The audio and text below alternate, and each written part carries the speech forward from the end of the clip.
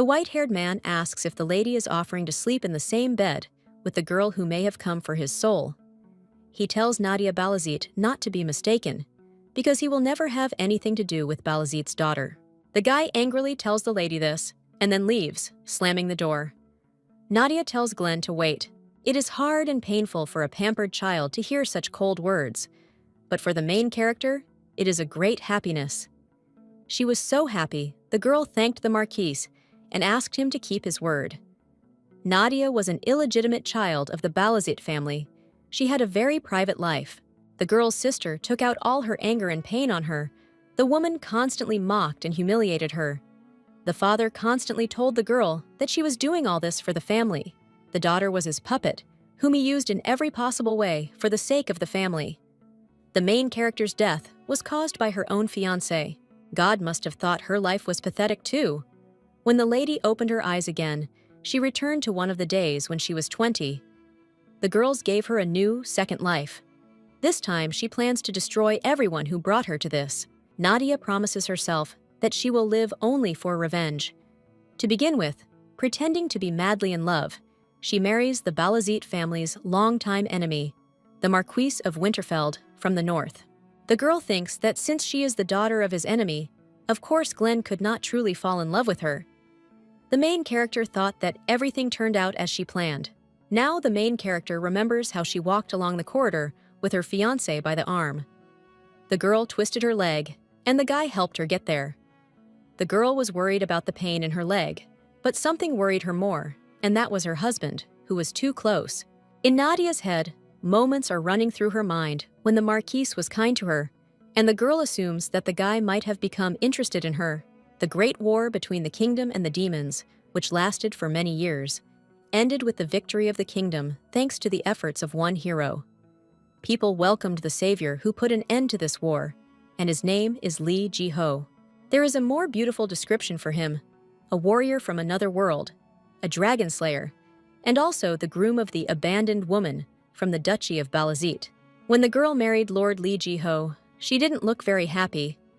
Their marriage was concluded before Li Ji-ho became a hero. That's how the whole tragedy began, but suddenly she had a chance to gain her father's respect. He proposed his daughter to marry Li Ji-ho. Back then, Li Ji-ho was a mercenary who was summoned from another world to protect the kingdom. His growth rate was so fast that it was frightening. Duke Balazit was sure that if he tied him to his daughter, it would definitely work in his favor. So he entered into a fictitious marriage with Nadia, and they both became pawns of Balazit. When they stood together, the main character asked the guy if he was okay. The same one, after a moment of silence, replied that he would definitely succeed and no one would dare to ignore him. Even though they were forced to marry, Nadia still had a glimmer of hope that one day they would be able to live as an ordinary husband and wife, until she fell into a trap. The golden-haired lady came to the prison cell. She opened the door and asked what happened to her sister. Nadia insisted that there was a misunderstanding and she could explain everything. The girl asked to call Li Ji-ho. The sister apologizes and says that Lord Li Ji-ho will never come. The main character did not understand what her interlocutor was saying, but she continued to talk. She said that since the time when Nadia just married him, everything has changed dramatically. After all, now he has become the most important person in this country, and his wife cannot be someone like her sister. The father, his daughter, and the hero of the country were discussing how to get rid of Nadia. One of them insisted that there was only one way: to give the girl alcohol at the upcoming banquet.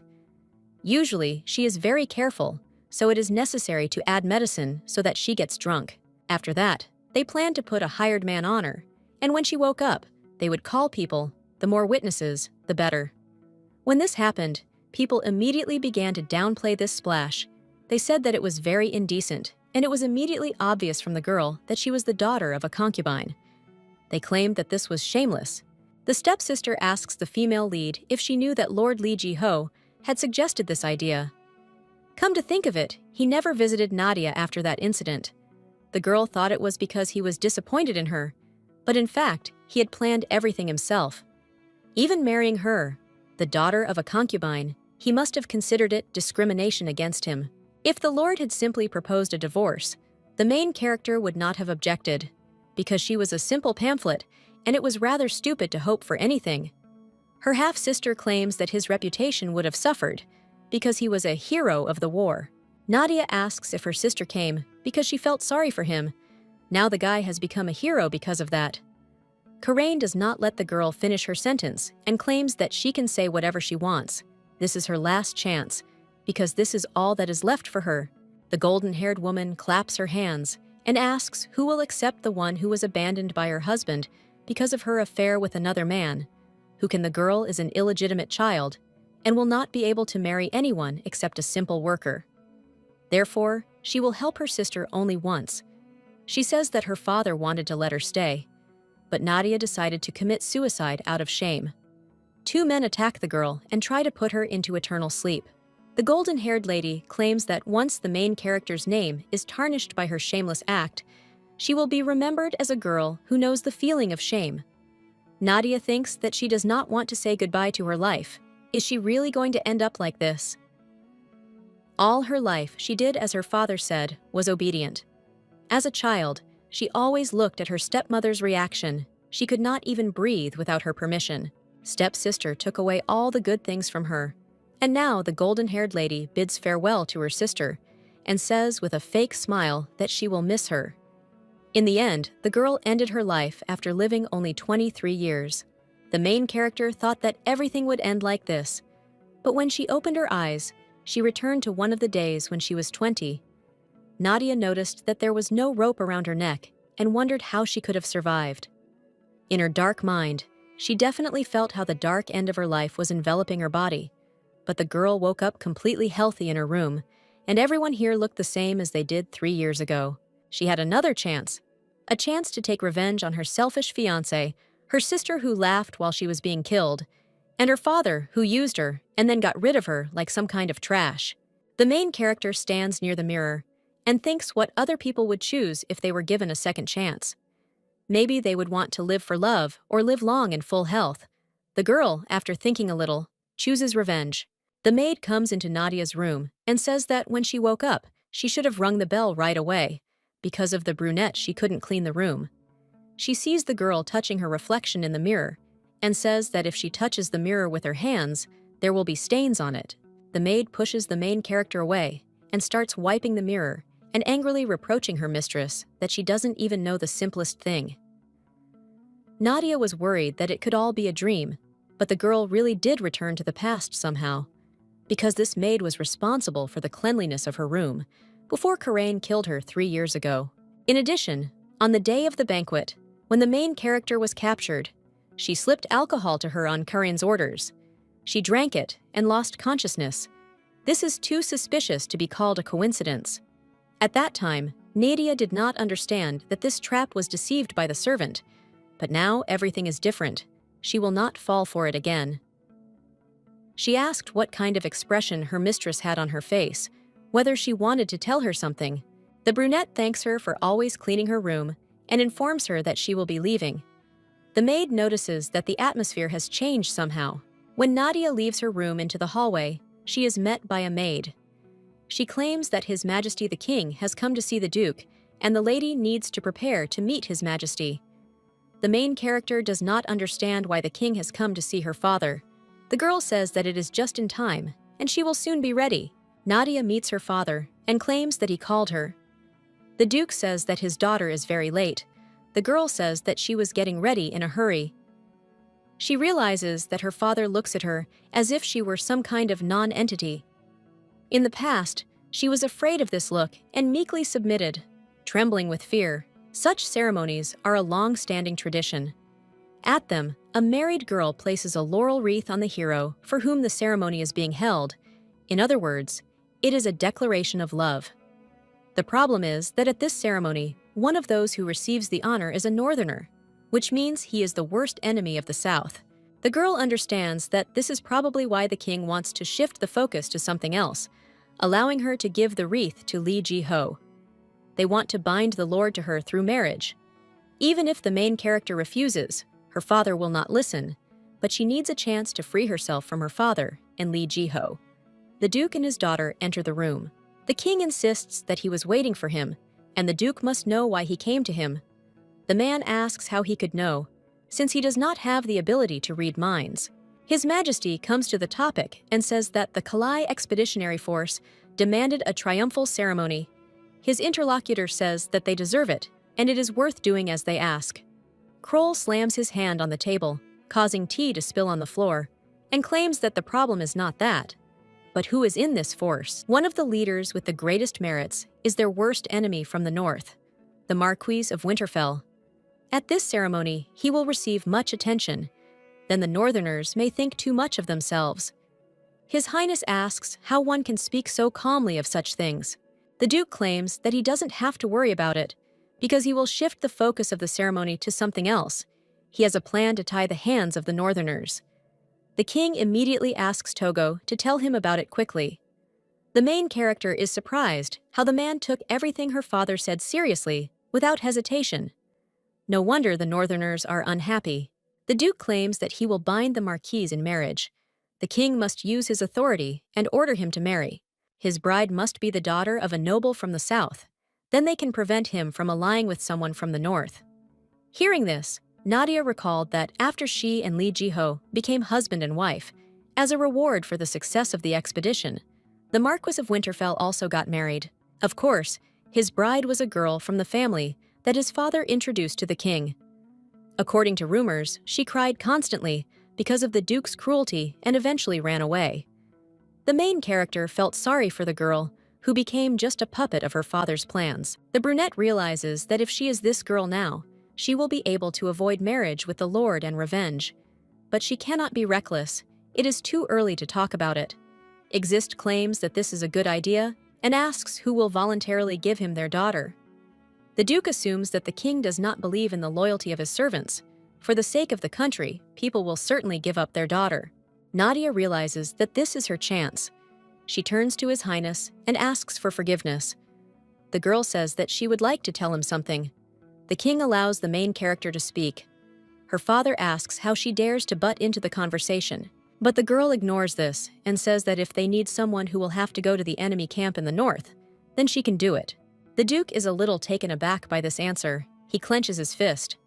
Nadia says that she is from the Balazit family, who have served His Majesty all their lives, and therefore deserves the most trust. She asks to be allowed to marry an enemy for the sake of the king and the well-being of their country. In her thoughts, the girl apologizes to her father for no longer being a pawn in his hands. His Highness repeats the girl's words that she is going to marry the Marquis of Winterfell. The Duke claims that his daughter does not seem to know what she is talking about and must not know what his relationship is with Winterfell. His Highness says that it is a laudable decision, but as the girl's father has said, their families are sworn enemies. Forcing someone else to marry Nadia would be much easier than marrying her to him. The bad Marquis of Winterfell may not take her as his wife. Still, the girl says she has a wonderful idea. Nadia replies that it is so. At this ceremony, she will present the laurel wreath to the Marquis of Winterfell. Duke. Answer that his daughter is stupid and ask if she thinks that he will so easily accept this wreath from her. The main character claims that no one has ever refused a laurel wreath. The father puts his hand on his head and replies that they have already planned for the girl to give the wreath to Li Jiho. The main character says that people will quickly forget about his merits and asks if he will really decide to destroy with his own hands everything he has strived for, so he will accept the wreath, and then. The father does not let the brunette finish her sentence and says that His Majesty can influence him so that he cannot refuse. Then he will have no choice. The daughter claims that this is true and tells His Majesty to insist on the marriage under the pretext of the official's daughter's plea. Then he will become a magnanimous ruler who only wants to make the noble lady's love come true. The king says that this is a wicked plan, but very convincingly. Still, he is a little worried, because he must send the Duke's daughter to the enemy camp, so he decides to first ask the Duke what he thinks about it. The father claims that he did not know that his daughter had such a wonderful plan, and decides that at this ceremony, his daughter will present the wreath to the Marquis of Winterfell. But judging by the way he clasps his hands on his knees, one can understand that he does not want this. After His Highness left, Karain claims that she knew that her sister was stupid, but she didn't think that she was that stupid. because she did all this knowing who this marquise was, which means she was going to voluntarily go north, even knowing that he was their enemy. The younger sister asks her father to say something, but he tells her to stop and says that it is none of her business. He tells Nadia to explain what she was thinking. When she suggested this, he made it clear what her role was. The man asks if his daughter dared to disobey an order. Although the main character has received His Majesty's permission, if she cannot convince her father, she will lose again, so she must make the right move. The girl claims that she has no desire to marry a stranger whose origin is unknown, although half, but the blood of Balazit flows in her. The Duke asks if it is only because of this, because of her unnecessary pride. They must now give all the honor to the Marquise of Winterfell. The brunette is scared, but understands that she does not want to live as a pawn anymore. She claims that her father should allow him to experience this for just a moment. The daughter asks if it is more important to prevent a possible rebellion, which is why they tried to divert people's attention from the ceremony. The father asks how she found out. The girl understands that she has hit the nail on the head. The reason why the father reacts so sharply to the glory of the Northerners is that the imperial family is now, without exaggeration, a puppet of the Duchy of Balazit. In other words, this is exactly what the father has been trying to achieve for so long. He has the king himself in his hands, but at the same time, he is in the most vulnerable position. There have been many cases when, in such a turbulent time as now, the heads of the province have started a rebellion. That is why the father is worried. The Marquise threatens his position. The main character realizes that she must dig deeper into what he fears. She claims that even if not at this ceremony, they will still meet in secret. Whoever gets all the glory must watch them, and this ceremony is the best place for it. They will give water to the animal that thirsts for water and put a collar on it. The Duke is interested in such a story. Nadia continues to say that if she marries the Marquis of Winterfell, they will be able to learn about changes in the north faster. Thanks to the sacrifice of the brunette, they will be able to strengthen their positions. The girl asks her father to allow her to do this for the sake of their family. The man thinks that this really does make sense. This expedition did not go as he expected. Because of the success of the Northerners, they are forced to hold a ceremony. But if Nadia goes north as Winterfell's consort, they will be able to learn of their movements more quickly. It is a good chance to place a spy in his entourage. The Duke agrees with his daughter and says that they will do as she wishes. Karain did not expect such an answer. She asks her father if he really will send her sister to the north, and asks what about Lord Li Jiho, because he wanted to give Nadia to him. The man tells his daughter to be quiet. He can find him a new bride. The Duke turns to his older sister and asks what she really wants. He knows very well that the girl is not doing this for his sake, and asks what she wants to get for her sacrifice. The main character understands that she has been able to deceive him so far. After such a tense conversation, the main character goes out into the corridor. The deal was successful. The very first day she returned to the past, she managed to avoid marriage with Li Jiho.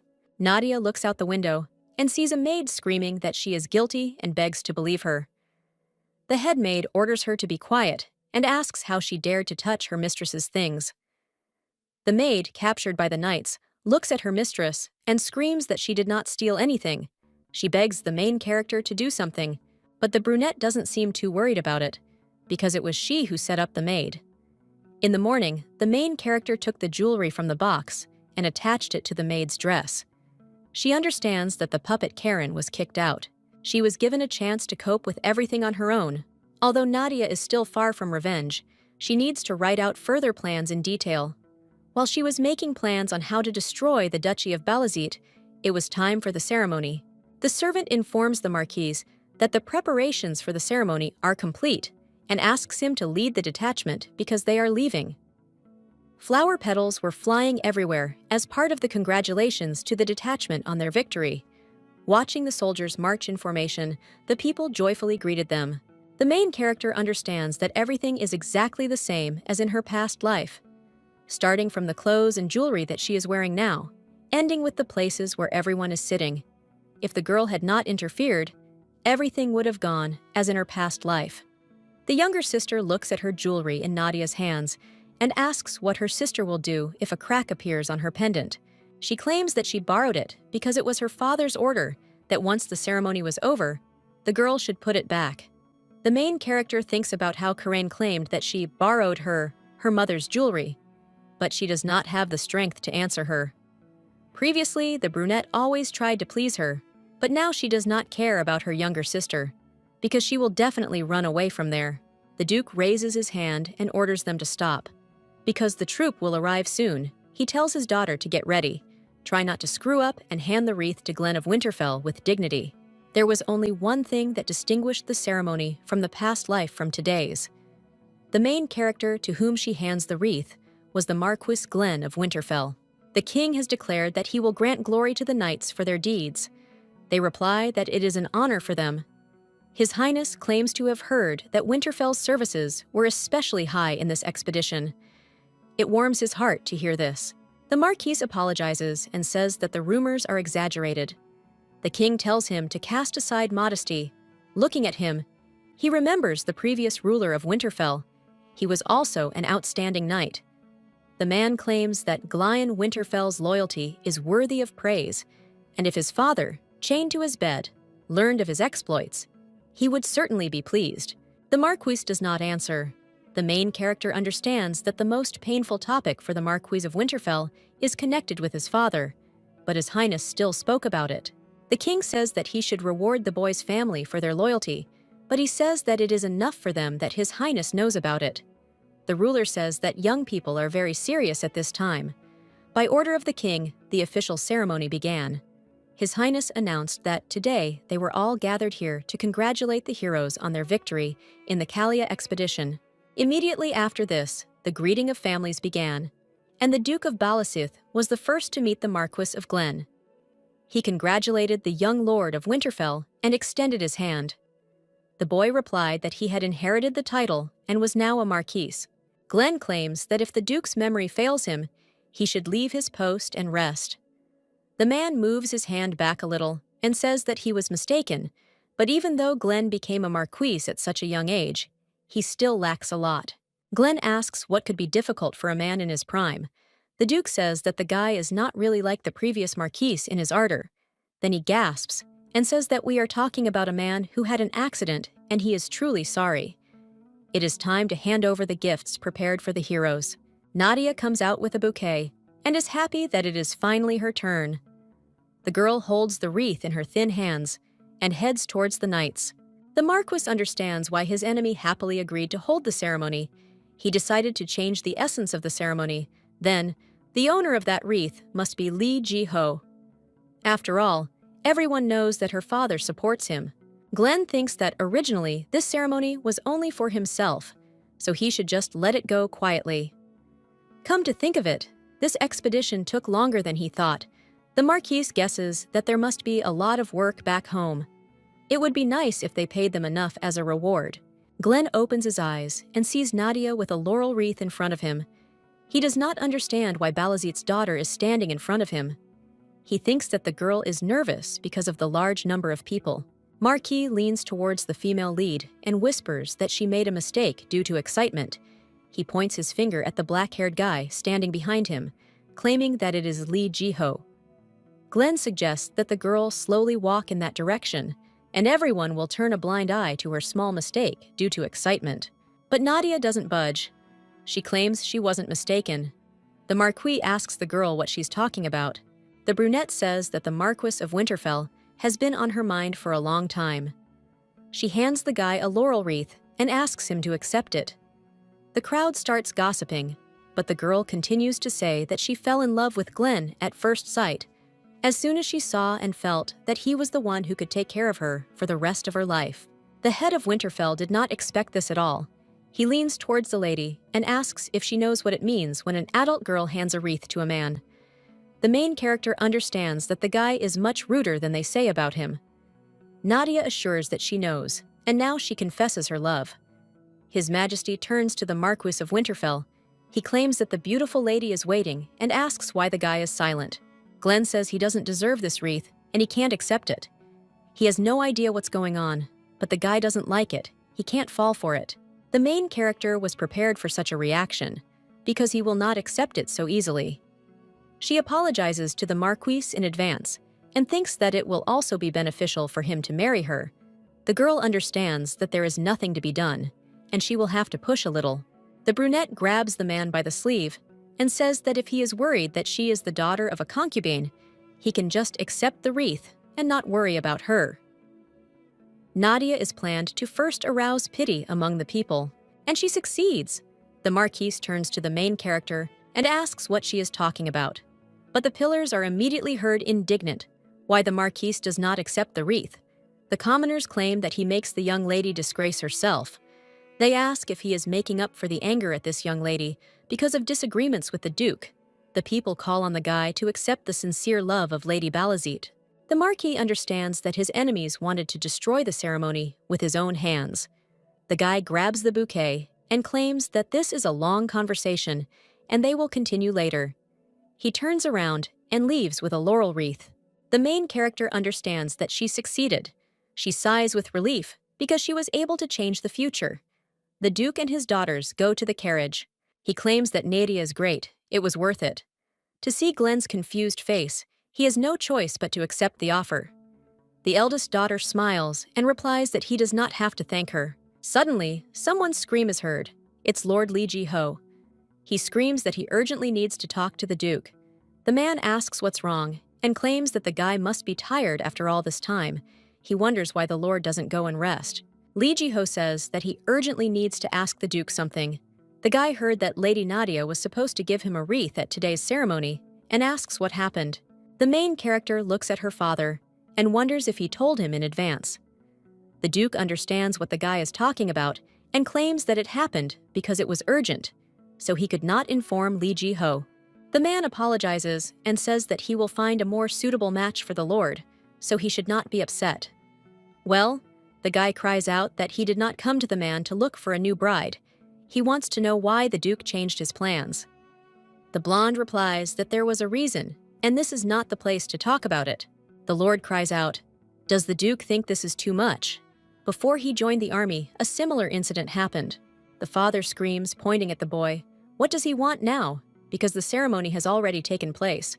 The Lord is a little scared. The Duke, having calmed down, puts his hand on his shoulder and says that in any case, it is his mistake, because he did not warn Li Ji-ho.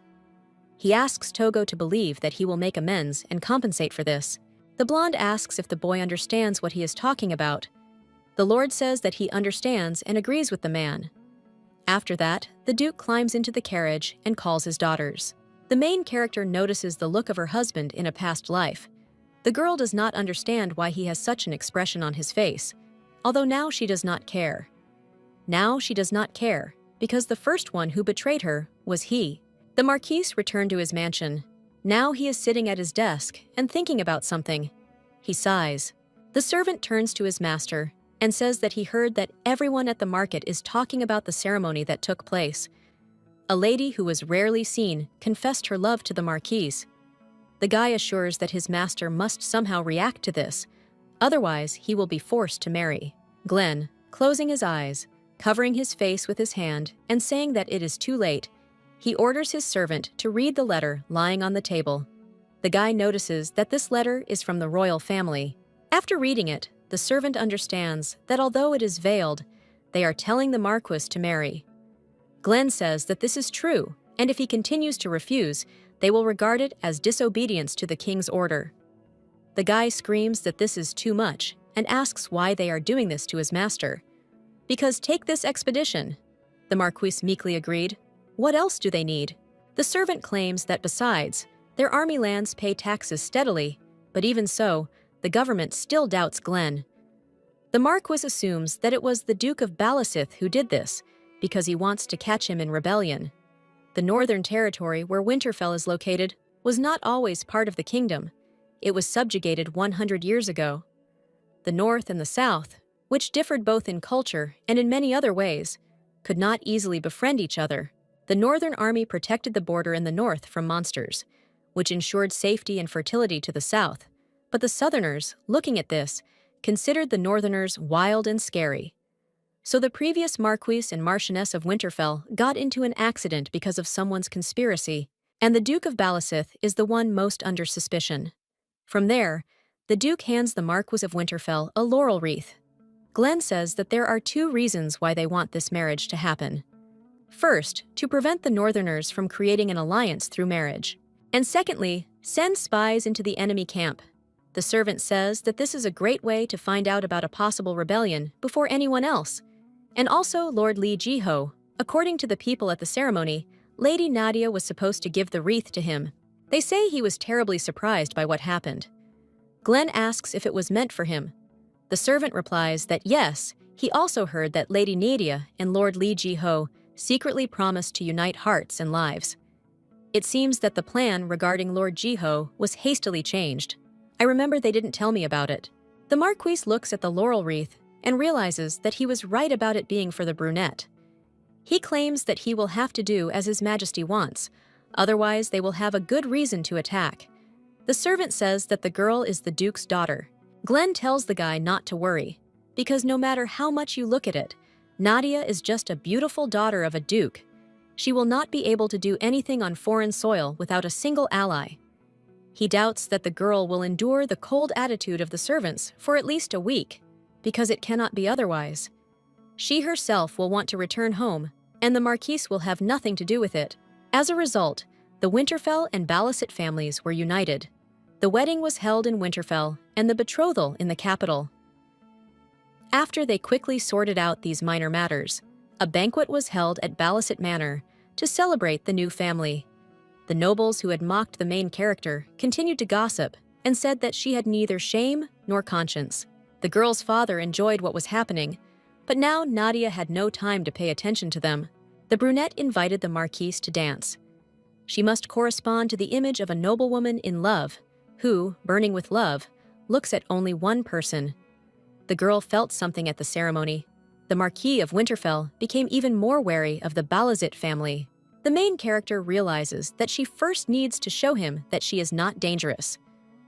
Glenn bends the girl over in the dance and asks what she is thinking about. But Nadia is not at a loss and says that she thought how handsome Glenn is.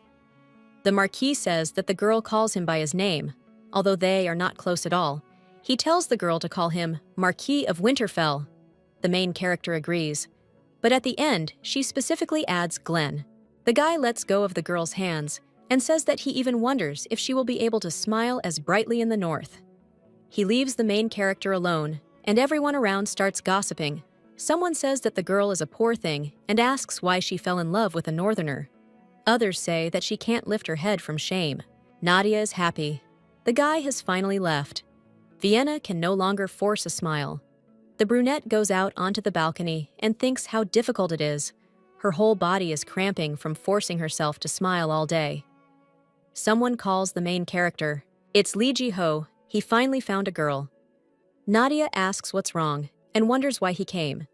The guy claims that he came because he wants to ask about something. The brunette asks what he wants to ask, but she has nothing else to tell the Lord. The guy asks if she really hates marriage with him so much. The main character did not expect such a question. The guy continues and asks if it is better for the girl to endure humiliation and sidelong glances, to go to the very center of the enemy camp, than to be with him. Nadia claims that she understands what the brunette is talking about, because from the very beginning it was not clearly decided that they would get married. Li Jiho says that the Duke has already told him everything. The plans changed at the girl's request. Brown-haired, you answer that. Then she has nothing more to say, but the Lord does not retreat. He asks if he is really unworthy of hearing the truth, and therefore only that he is an outsider and his origin is unknown. Nadia doesn't understand what's wrong with him, because he was the one who betrayed her first. She, clenching her fists, says that the Lord himself wasn't happy about their marriage. The guy asks when he said that, but the brown-haired woman says that she's not a fool. Jiho was worried about being discriminated against because of his origin, and asks if that's why he wanted to marry a girl from a noble family. Nadia claims that she is just an abandoned woman, and if the guys proposed to marry Karain, he would not doubt for a second. Jiho is surprised by such a question and does not answer. As the brunette thought, he cannot answer anything, which means that Karen's words were true. What was the girl waiting for? The lady says that they are not suited to each other, so she suggests that they each go their separate ways. She leaves the lord alone. The girl came to the garden. She thinks that at least here she can be alone. But at that very moment, she hears someone's steps. It turns out to be Karain. She asks if they can talk. The main character wonders why her sister came here, and in her thoughts, she is upset that she cannot be alone for a minute. The golden-haired girl pokes her sister in the forehead and asks why she follows a man around and disgraces their family. She doesn't think Karain will just tolerate it. The lady claims that as a true daughter of the family, she is obliged to warn Nadia. She asks if she was jealous that her father only cares about his younger sister, and if she wanted to get his attention, so she did it. Karain calls her sister a poor thing and claims that no matter how hard she tries, she will still remain a pawn. The brunette smirks and agrees with her sister. She asks if Karain has thought that they are not so different. She failed to marry Lord Ji-ho, so now it is the golden-haired lady's turn. Younger sister angrily attacks Nadia and claims that she is the daughter of the Duchess. The brunette asks if her sister still believes her father, because for him, his daughter is just a means to an end. Karain furiously asks how she dares to classify her as such scum and whether she is laughing at her now. The girl threatens to tell her father everything, but Nadia's gaze is directed at Karain's neck, where her mother's necklace hangs. The younger sister notices that the girl is looking at her mother's jewelry. She takes it off and asks if this is the jewelry that Nadia's mother got from her father. The golden-haired lady claims that he gave it to her because he thought she would give birth to a son. A girl appeared, and the brown-haired girl did not deserve it. She asks if the girl wants to take it. If so, let her kneel down and beg. Karain orders to repeat after her the words that the girl is sorry that she behaved so recklessly towards her and will never irritate her younger sister again. The golden-haired lady claims that if she begs convincingly, she will forgive, or just get rid of him. Because she has many such trinkets, she can throw one away. She began to hold her hand with the necklace over the pond. The main character is furious. Her sister asks if she wants to. If nothing can be done, the girl is already preparing to throw the necklace into the pond. But the brunette stops her and asks if her sister will give it to her if she kneels. The sister assures that she will. She thinks that Nadia has no choice. Such a quiet girl suddenly begins to show herself and irritate her. Now she will learn a lesson. In any case, the golden-haired lady is not going to return the jewelry. She orders the main character to quickly kneel, because she is generous if you ask nicely. The brunette, without wasting time, throws her sister into the pond, even in shock, and furiously screams whether Nadia has gone crazy and what the hell she is doing, because she does not think that Karain will let her get away with it. The main character asks what will happen if he does not let her go. She holds the jewelry in her hands and claims that the golden-haired lady would not have returned it, no matter how much she begged. In a past life, something similar happened. Then the brunette unquestioningly obeyed her sister. The new result was that she was never able to return the necklace. The main character says that she thought about this a lot in her childhood. Where did her sisters have so much hatred towards her? She was wondering if Karain would recognize her as her sister if she did as she said. But she realized that the younger sister hates her for no reason. So now she gave Karain a real reason to hate her. The golden-haired lady does not recognize her sister. In her thoughts, she wonders if this is really the Nadia she knew.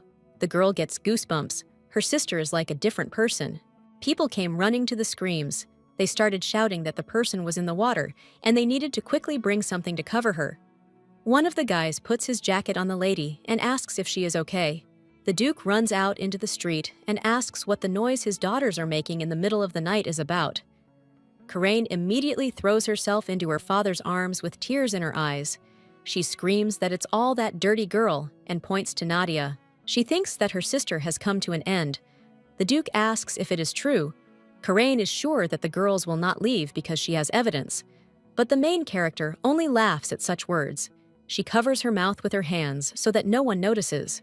The brunette turns to her sister and says that despite all her hatred, how can she lie like that?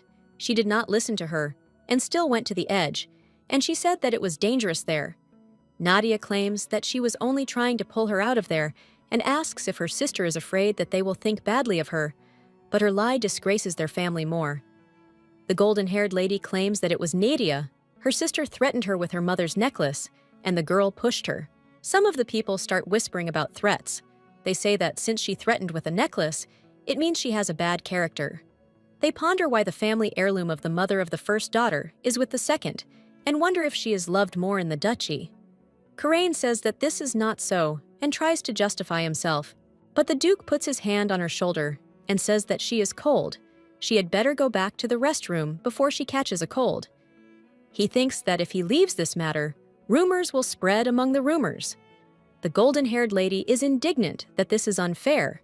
She asks to listen to her, but now it doesn't matter to her because she returned her mother's necklace, and now she can calmly leave this place.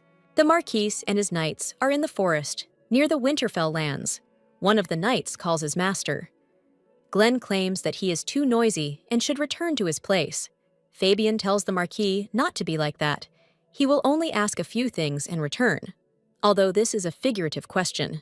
The servant asks if the lady's confession was not sincere, and the boy immediately kicks his servant.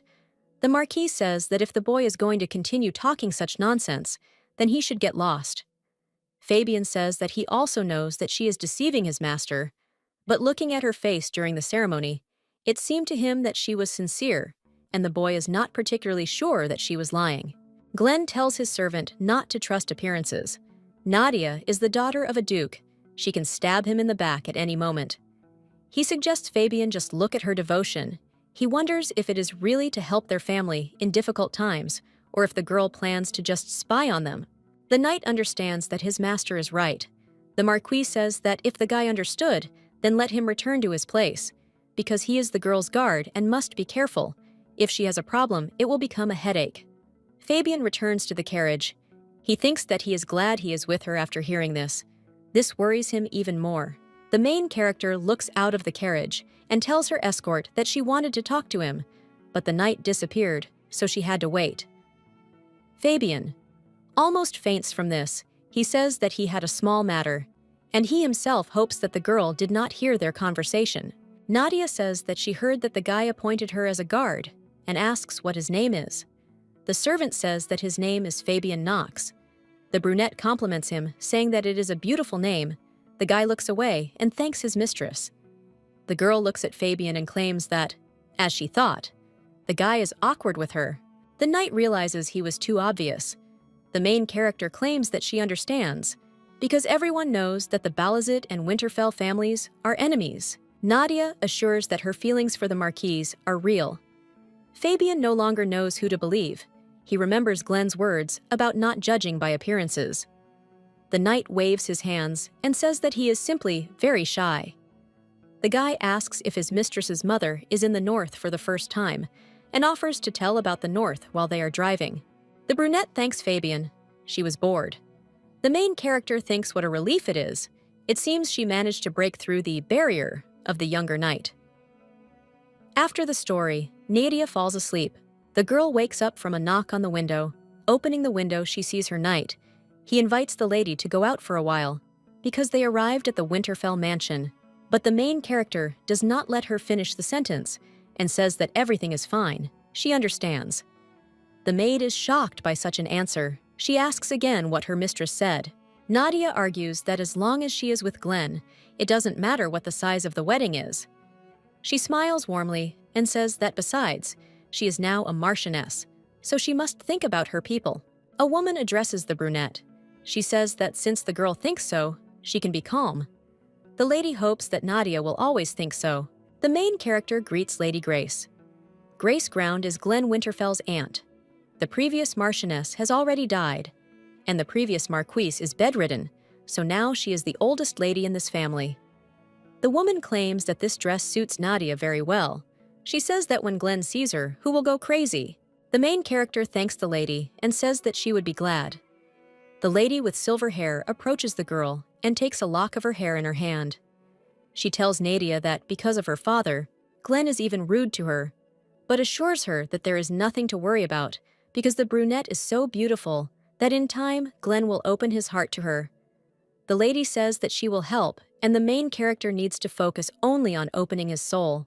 The lady knows what the mistress wanted to tell her with these words. Grace knows that the Marquise has not yet recognized Nadia. The main character smiles warmly and says that she will remember this, after which Aunt Glenna says that it is time for her to go, and at parting asks if the girl knows what is most important in seduction. She suggests preparing well. The brunette can only think of one thing: the first wedding night. She thought that he would want to touch her, so she would refuse to spend the night together. But what if this man offered to stay together for the night? Now, the main character in a wedding dress is heading to her fiancé, but the girl can't stop thinking about the conversation with Mrs. Grace. She thought about it constantly. The thought that they could sleep together just wouldn't leave her head. The groom and the bride had to say their vows, but all that was on the girl's mind was whether they would sleep in the same room right after the wedding ceremony. Glenn is asked if he takes Nadia Balazit as his wife and swears to love her forever. The Marquise answers yes. When Nadia asks if she takes Glenn Winterfell as her husband, the girl continues to think whether the Marquise will want to stay in the same bed with her because he hates her very much. But what if he really wants this? What should she do then? The brunette did not expect this. When the main character is called a second time, she realizes what is happening and says yes. Then they are told to seal the oath with a kiss. The girl was thinking only about how they would share a room. The kiss completely flew out of her head. The brunette understands that the Marquis must be pretending that they are kissing. What kind of cohabitation can we talk about? But Glenn kisses the girl for real, and they are declared husband and wife. Nadia is shocked because the Marquise really kissed her. That same evening, the brunette wanders around the room and doesn't know what to do or how to be. The girl is running out of time, and her fiancé will be arriving soon. She wonders if they will really sleep together. After all, he really kissed her. But the girl's thoughts are interrupted by Glenn, who enters the room. Nadia understands that he really came. The girl says that she was waiting for him, but her thoughts are not calm. She thinks what to do and how to be, because she can no longer run away. The Marquis tells her not to be mistaken. He claims that he will never contact the daughter of the Duke of Balazit, and has come only to tell her about it personally. The main character asks her husband to wait, but he ignores her request and simply leaves. The maids notice that sobs are coming from their mistress's room. The girl says that her feelings are sincere. Why is Glenn so cruel? Sitting on the floor in the room, she sighs with relief and thinks how good it is that he left. The main character in her thoughts hopes that he will never change his mind. The girl sees a plate with wine and snacks on the table. She remembers that she hasn't even eaten properly today. The brunette begins her meal. She notices that the dried beef is very tasty and the wine too. Then she decides to try the fruit. Having eaten her fill, Nadia goes to bed and thinks how good it is. There is nothing more to worry about, and the bed is so soft. It seems like she will fall asleep soon. The next day, the maids gossip among themselves. One of them asks if they heard about what happened yesterday. The master immediately left their mistress's room without staying there for even 5 minutes. He was very angry. The other one claims that she bet that he would not come to her at all. Another maid asks what happened next. The girl with the disposable hair assumes that most likely they had a fight, and Nadia should be ashamed now. Another maid comes up to them from behind and says that she heard the mistress crying for a long time. According to another maid, the mistress's servant, she looked like a girl in unrequited love who was rejected. When the maid came to the main character, she apologized and said that she could not sleep without alcohol. The servants thought she would act arrogantly, but the master could not do otherwise. The girls are about to leave the room and continue their work. The Marquis and 2 knights were watching all this from the corner. One of them tells his master that the maids must be made to keep their mouths shut. The second agrees and says that this must be done by any means necessary. Glenn says that there is no need to do this. You just need to close your eyes to it. He asks if the guys think that the maids will love her and what Nadia is doing now. The knight replies that she officially became a marquise, and shouldn't she be looking after the household? The Marquis asks if he says that the girl has fully started spying on them. He turns to Fabian and claims that he is her guard, and the boy asks if his master wants him to watch her. Glenn answers that this is so. The boy must watch if the brunette does anything suspicious. If she sends letters to her parents' house, the knight must always be near her and report everything to the Marquise. The main character asks if Glenn sent a knight to protect her. Fabian answers that there are attacks, and from this day on, he will take care of his mistress. Nadia wonders if the Marquise is angry that she is watching him. The girl folds her arms, and with a beaming smile on her face, says that she is very glad that her husband cares about her so much. The brunette says that the marquise thought that the girl would be uncomfortable with strangers and sent Fabian. What a good man he is. The knight, with a strange smile, answers that everything is exactly so, but he came to watch Nadia, not to guard her, and the girl is so happy that he is even ashamed. The knight says that he will wait at the door, and his mistress can go about her business in peace. The main character understands that her fiancé has decided to watch her all day long. She needs to somehow convince him that she is not a spy. The girl asks the butler to bring the housekeeping book. Gordon obeys his mistress, and in a minute she is already sitting with it in her hands. She is clearly surprised. Nadia asks why they have so many debts. In her past life, she knew that the situation in Winterfell was not very good. This amount is already too much. The servant claims that this is a feature of the North.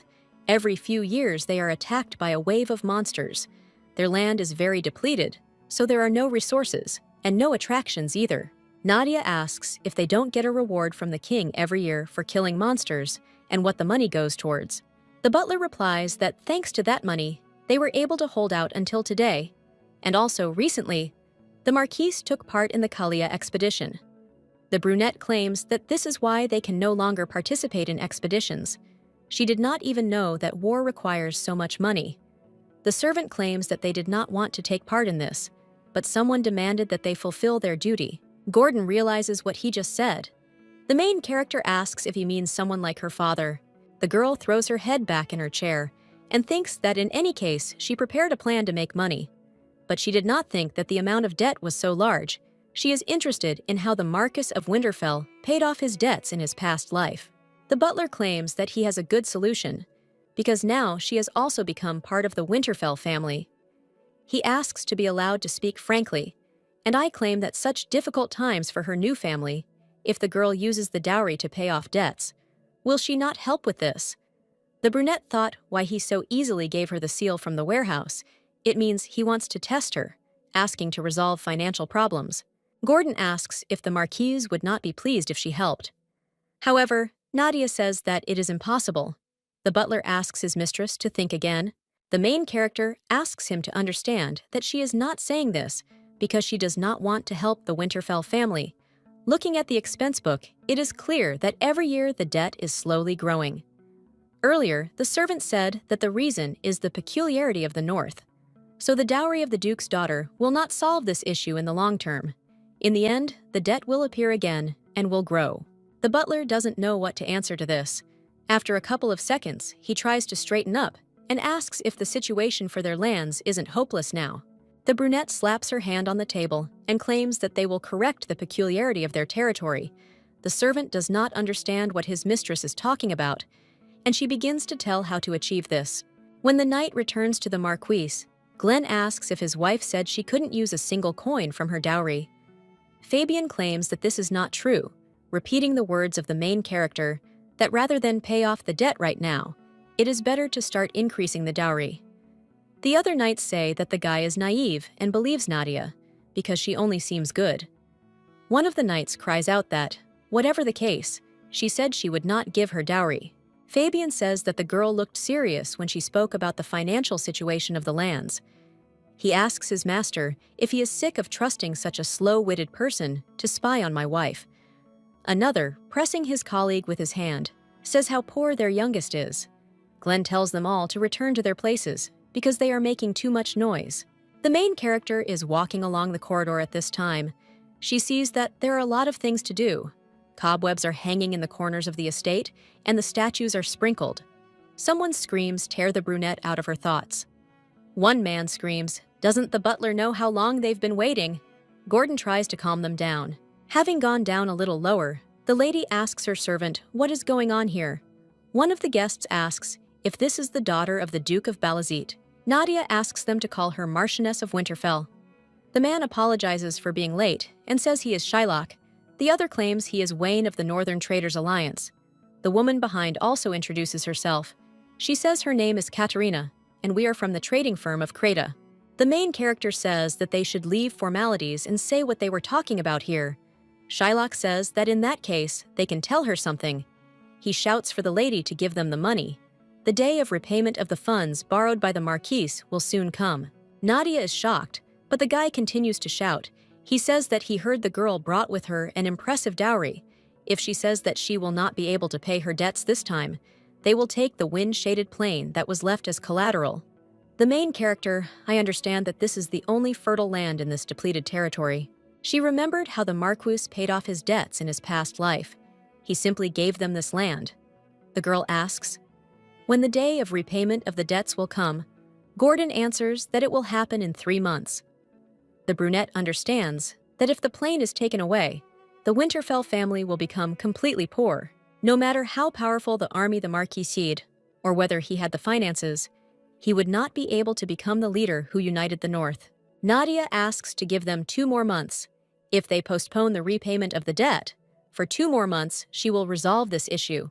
Shylock says that he knows that the girl brought with her an impressive dowry and asks why she needs 2 extra months. Nadia confidently replies that she will use her dowry for business. The man asks what all this means and that instead of paying off debts, the lady is going to open a business. The Marchioness claims that the Winterfell family is closely connected to the merchants of the northern regions. It would be good if they would think of their long-standing friendship with them and help create a better future for Winterfell. She says that she will never forget their help.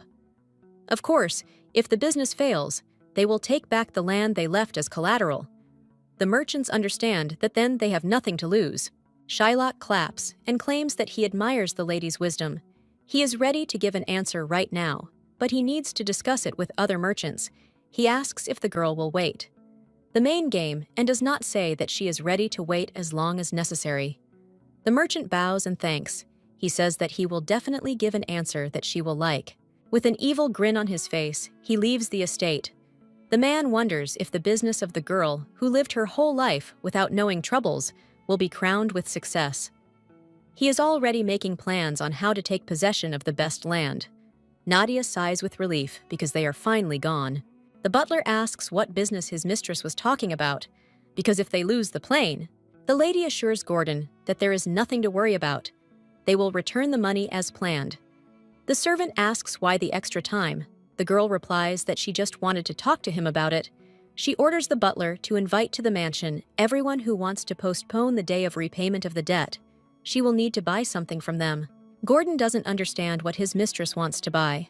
But Nadia repeats that she wants to open a business. Not everyone can do a really important business. They have to show what will be received by someone who trusts them and is ready to wait. When the guests arrive at the estate, one of them asks if the business the girl was talking about is making herbal tea from thorny vines. The main character calmly says that this is exactly how it is, and she is confident of her success. The guests think what nonsense she is talking. The thorny vine is a grass that only the poor take. It has no value. It is an ordinary weed. Nadia asks if they could buy the herb for her in bulk. Wayne and Katerina don't trust this plan.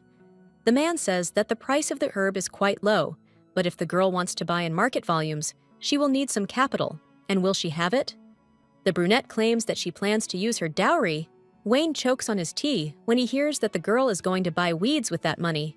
He looks at the butler and thinks that it would be better if the girl bought dresses and jewelry. At least they could be resold. He notices that the butler does not dissuade his mistress. He seems to have already given in. When the Marchioness spoke so confidently last time, Wayne thought that she had a good plan, but he did not even think that she was so unreasonable. Katerina asks her to forgive her, but she thinks that such a business is not the best option. The main character asks why. The woman claims that the prickly lasagna has no value because there are many good herbs that can replace it. And besides, if you take into account the costs of transportation and storage, they will incur large losses. Nadia says that they are mistaken about something. She invited them here not for a discussion, but for employment. The girl is ready to pay them more than usual. They will definitely not suffer any losses. The guests look at each other and answer that, if the Marquise says so, then they will contact all the trading firms on the continent. He thinks that there will be no problem in providing the required volume of goods. The brunette smiles and says that all hope is only on them. They must take care of everything without exception.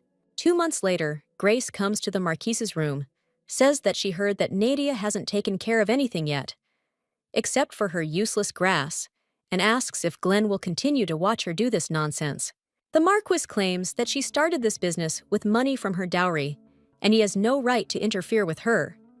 The aunt assures that the main character has no financial literacy since she believes that the grass will bring her money and asks if she can be trusted with the household at all. Soon, the whole day of debt repayment. The Marquis puts down his pen and turns to the aunt. Grace says that she didn't watch her language, but asks Glenn to remember one thing. She said it because she thinks about the future of the family. Stalin is left alone in his office and thinks about the day of repayment of debts. Suddenly, he hears someone running. Gordon bursts into the office and asks if his master has heard the news. Glenn rises from his chair and asks what it is.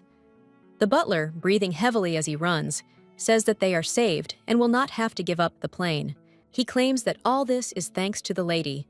The Marquis cannot believe his ears. In a village in the south, 2 boys are talking about how a girl recently died. Her arm was all numb, and eventually the girl also got the plague. One of the boys asks if it was just her, since there hasn't been a day in the last few months when they haven't burned corpses.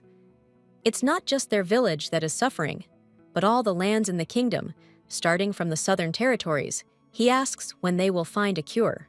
Suddenly, a man runs up to the boys and asks if they have heard the news.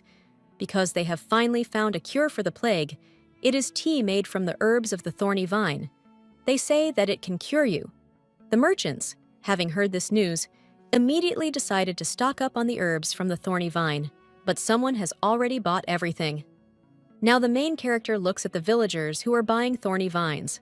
Fabian tells them not to rush, because there is a lot of goods. The woman says that she was very worried that her daughter would die. She thanks them for selling it so cheaply, because usually in such cases the price is very high, so the poor cannot afford it. The knight claims that it is all thanks to the generosity of the Marquise. She made sure that everyone could be cured. An order was issued to begin supplying herbal tea at an affordable price, otherwise from areas where the situation is more serious. Raising the price or reselling, as well as storing the herb, is prohibited. Everything was done to reduce losses among the poor. Now Nadia is standing on the bridge. She is talking to Wayne.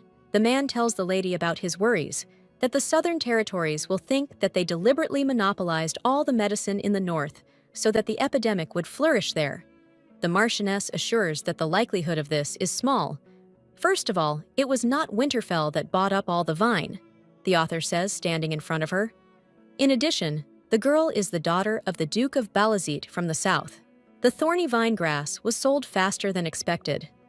Thanks to this, the merchants who agreed to wait and help in the business received a great profit. The debt that the girl gave to Katerina was 97,200 gold, and Wayne's debt was 10,087. Shylock could not believe that she actually paid the debt. Moreover, she offered cooperation only to those who agreed to wait. Nadia approaches the merchant. She claims that it seems that the conversation with the other merchants did not go well, and she was so waiting for a letter from him. She says that if the guests are all, then she will ask only those who helped her with the business to stay. The rest can go to the exit. The girl claims that she will wait for the day to meet Mr. Shylock again. The merchant says that he will wait too, and until then, may the lady be well. He clenches his fists and leaves. After this, the main character comes to her husband and asks if he believes her now. After the increase in devotion, she has dealt with the debts. The guy claims that she can't see the future, but somehow she knew about what would happen. Nadia says that when she was in the south, she accidentally saw a report from the head of the lands of Errol in her father's office. Then she assumed that the plague would spread throughout the kingdom. The guy asks, "What about the cure?" The brunette says that the maid who looked after her as a child used to live a nomadic life. Every night she told her about her life, and once said that the herb of the thorny vine can help with a fatal disease when the heat covers the whole body. Of course, this is all a lie. The Marquis apologizes for misunderstanding Nadia. The girl thanks him for saying so. Glenn claims that when the girl said she would pay off her debts after she earned money, he thought she was lying because the main character does not let him finish his sentence and says that it is because her father is the Duke of Balazit. The Marquis says that it is so. He does not understand why the girl helps him. If Nadia's father finds out, he will not like it. The brunette asks how the Marquis listened to her all this time. She claims that she has already told him several times that she loves him and asks if he remembers what she told him. Glenn realizes that she is talking about love again. The guy says that whatever the reason, she paid off Winterfell's debts. So if she has a request, he will fulfill it. The main character did not think that he would suggest it himself. She would like to say everything that is on her mind, but now she cannot. The girl stretches out her arms and says that she wants her husband to hug her once. The Marquise is surprised by such a request. The girl asks if this is too difficult a request. He replies that it is not so simple, and thought that she had another wish, for example, for him to punish the gossiping maids or ask him to return all the money spent over time. Nadia insists that if she had used such techniques, she would never have become a person of the Winterfell family. She asks if it would not be better for him to fulfill the request. Glenn realizes that he can do this. He hugs his wife back and holds her close. The guy notices that she smells sweet. Suddenly, someone from the hallway shouts that it's time to leave the business meeting. Nadia thinks what a relief this is. She was worried about how they would stop hugging. She tells her husband that she is sorry, but she must go. The Marquise says that everything is fine and she can go. When the main character leaves the room, she thanks Glenn for fulfilling her wish. And in her thoughts, she wonders if he now trusts her. The girl comes to her servants. She asks how things are going. The guys answer that, thanks to the double-entry bookkeeping that the mistress taught them, everything is going smoothly. Wayne, you say that this is the first time you hear about it. Nadia divided expenses and income into 2 parts, and now it is easier to track the movement of money. I asks if the mistress came up with this method herself. The main character replies that she is not that smart and learned it from one person who came from far away. The merchant claims that he does not know where this person is from, but he is simply incredible. Nadia says that she agrees that he knew a lot. The girl remembers how, in a past life, they were sitting with Li Ji-ho, asking us what his country was like. The brunette answered that in the world he lived in, women and men could get the same education, and it was common. The main character asked if he was joking. The guy said with confidence that they used the knowledge to open their own business. They were looking for something they really wanted to do. The brunette said that she also wanted to live like that.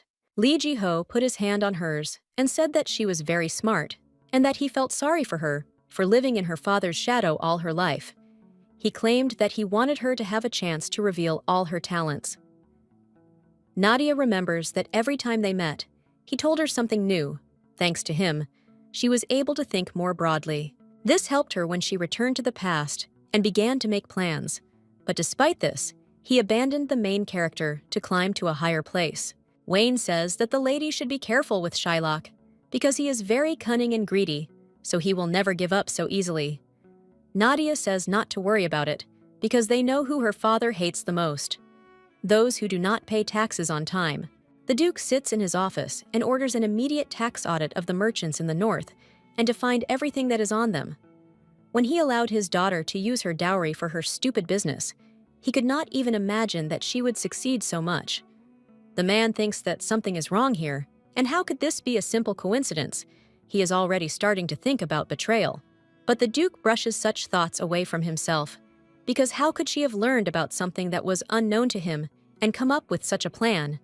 Nadia was just lucky. This time, it only played into Winterfell's hands. He squeezes the document in his hands and thinks that in any case, nothing lasts forever. Time will pass, and their budget will again be at the bottom. At this time, the main character has already finished renovating the estate. The butler is almost crying and claims that it is all thanks to their mistress's business. He is so grateful to her. The girl not only paid off the debt, but also solved the problem with the renovation. The brunette says that their mansion has only become brighter, and that is good. Nadia thinks that now she can take a breather and says that she will go to her office. It was hard for her for a while, but she did what she had to. She felt much better. On the way out, she tells her Gordon that she has something for him.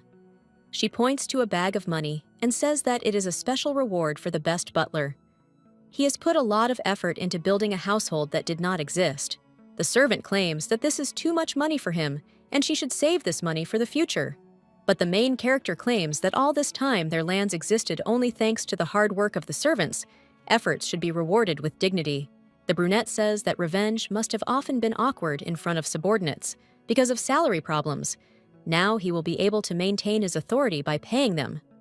The butler almost cries. He remembers the annual waves of monsters, constant problems with food, and problems in the mansion because of increasing debts. He can't believe that everything was solved so easily. Gordon says that his mistress is a miracle sent to them by the ancestors of the family. He will honor and care for her all his life. The main character thanks her subordinate. She did not think that he would become so faithful to her. The knight tells the butler to stop crying. The main character understands that, thanks to the successful business, the layer began to trust her, and she must continue in the same spirit to complete her plan. Looking out the window, she notices a red flag and asks what it is.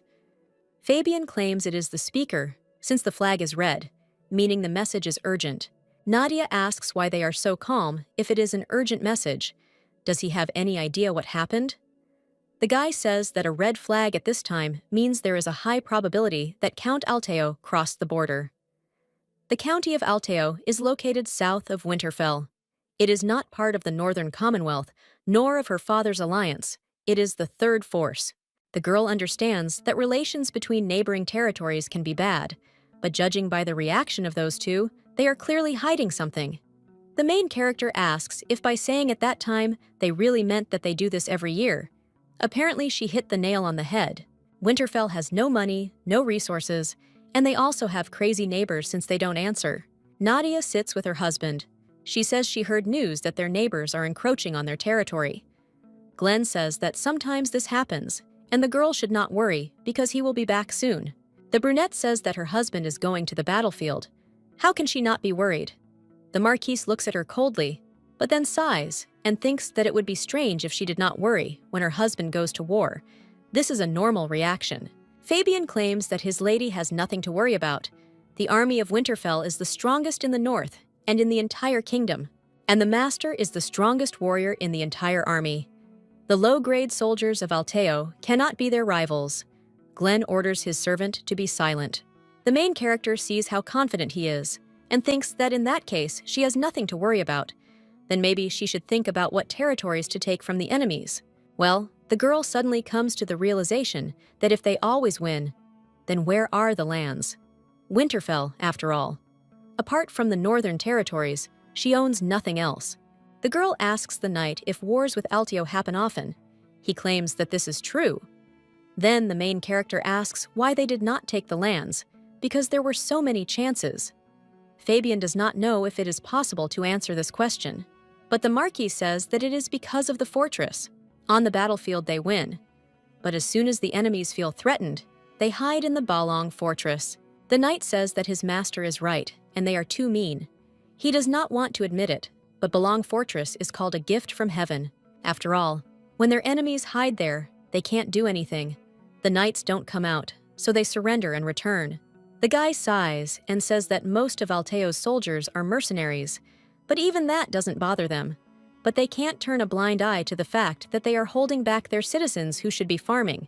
The main character remembered everything, because the Balong fortress is known for being located next to a rich source of iron ore. If everything is so, then using that method, they will be able to capture it without any problems. Moreover, not far from this place, they will find Rio the dragon. The last appearance of the dragon was a disaster, but this time everything is different because there is a whole warehouse of treasures, and the owner has already died. The lady with brown hair thinks that she can't just watch what's happening because he himself gave her a reason, and she won't sit idly by. At this time, one of the servants enters the room and tells the master that it is time to go. Then the guy gets up from his seat and says, "Okay," and then heads towards his bride. He claims that he will be back soon. The young lady thinks that he is so confident and speaks as if he is going to have fun and not to war. The girl understands that Glenn is an unusual man. She turns to him, and when the guy turns around, she, with an innocent expression on her face, tells him to be careful and come back quickly. Glenn is silent for a moment, then says, "Okay," and leaves the room. Then he heads down the corridor, and the knight addresses him. He tells his master that as he saw, their relationship is not so bad. The guy asks if it seemed that way to him, and the knight says that everyone would have said the same. Then the young man turns around, and the servant says not to trust this girl. He understands everything. After all, a beautiful and fragile girl says pleasant words to his master, and it would be strange if he did not begin to feel something for her. But he asks the Marquise not to believe her, and not to give her his heart, because he himself knows the reason well. The silver-haired boy says that of course he knows, but the girl paid off their debts, and he can't be rude to her. He turns around and says that he doesn't really trust her, and the knight says that in that case, he has nothing to worry about. A few days later, the Marquis is in the Winterfell camp discussing the progress of the war. His interlocutor says that everything is going as they expected, and their opponents have locked themselves in the fortress. So he asks if they should call off the army. Glenn thinks about it, and the man says that if he doesn't want to, then they can try to take the fortress. He claims that the Count's army has suffered on the battlefield and will need time to replenish its numbers. The protagonist understands that he wants this too. However, he says that it is not necessary because the guy does not want to risk the lives of soldiers in a battle, the probability of failure of which is high. Then the man says that if this is what his master wants, then they will do it. But suddenly, some shouts are heard from outside. The knights shout that entry is prohibited. The man says that it is noisy outside, and he will go check. The Marquis says that it is not necessary because he wanted to get some fresh air, so let the guy rest. But when he heads for the door, he hears the knight shouting at the man to wait and claiming that this is putting them in a difficult situation. However, when Glenn opens the entrance to the tent, he sees a familiar face. He asks if it is Nadia. The girl just looks back at him. Then the protagonist thinks why she is there. But the young lady only throws off her hood and tells Glenn that they haven't seen each other for a long time, and that's why she misses him. The guy is a little surprised by this, and the main character says that thank God he is fine, and what a relief it is.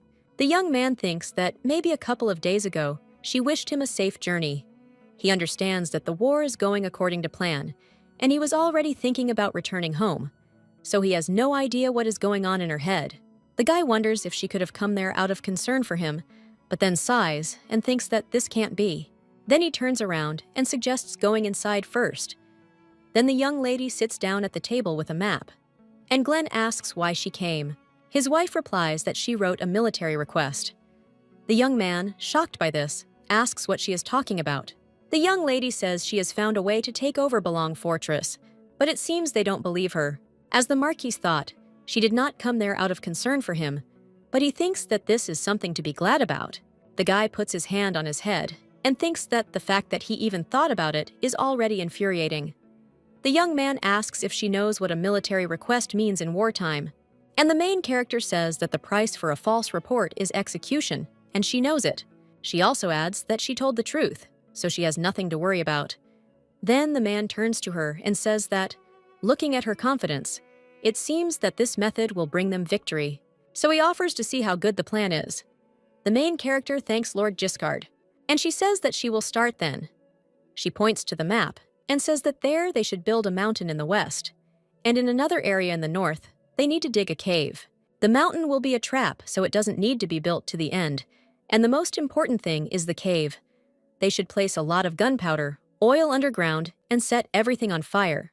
When the cave collapses, the fortress will fall with it, and then they will be able to capture the enemies at once. The guy realizes that in a situation where they don't know how to take the fortress, a cave is a good option. He claims that they didn't even think about it, but there are a lot of granite rocks in the area, and they have already checked the area. The young lady says that there is no need to worry about it, and she saw information about the weak point of Belong Fortress in her father's office. It said that there are many soft rocks on the fortress server, so there will be no problem. The guy understands that the problem with the Belong Fortress was a headache for his ancestors, and if they just retreat now, then someday it will come up again. And if Nadia is telling the truth, then they will be able to finish it off once and for all. The young lady claims that she can vouch for the materials her father has collected in case anyone becomes his enemy. And the Lord says that the Duke of Balazit must have plenty of such papers. But he asks if the young lady is not herself from the Balazit family. The man thinks that there is nothing he likes about her, but suddenly, Glenn turns to Lord Giscard and asks if the problem with the Belong Fortress has bothered the Lord as much as it has bothered him. But if the girl told the truth, then this could be their chance, so he says to send people to the north. It won't be that hard to check if there really are a lot of soft rocks there. Then the man agrees, and the main character says that since the young lady is ready to put her life on the line, he doesn't think that she is deceiving them. The young lady claims that she knew it, because only her husband trusts her. The guy is a little shocked by such words. He thinks that this is not what he meant. But the main character just grabs him by the hand and tells him to take care of himself, and consider this her order. A little while later, the Lord looks at the ruined fortress. He thinks that this cannot be, and the girl did not lie. When they enter the fortress, they see the owner of those lands there. He screams in fear, saying that he said he surrenders, and also asks if the Marquis of Winterfell knows about aristocratic pride, because even if he is his prisoner, he is still a nobleman, so Glenn must follow aristocratic laws. But the guy just puts a knife to his throat and asks if he talks about pride and laws. After all, not even half a year has passed since the Winterfell army returned from the Kalia expedition. The soldiers sacrificed themselves for the kingdom, and the Count, without even giving them a rest, declares a new war. The young man asks if this is what he calls pride. His interlocutor says that he still cannot kill the nobleman, because if he harms him, but suddenly someone interrupts him and says that Count Alteo is right, because even though the Marquis won the war, he cannot take the life of his enemy. Then she approaches Alteo and asks what about the fact that the Count, having lost and been captured, committed suicide out of shame. After all, this is the only way to preserve the pride of an aristocrat. The man is shocked by this. He wonders if the girl is crazy, and then he bows down and thinks that at this rate he really could die soon.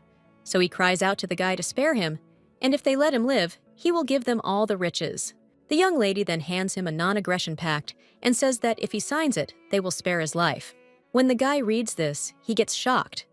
You wrote there that, firstly, the county of Altea has been attacking the lands of Winterfell for 30 years.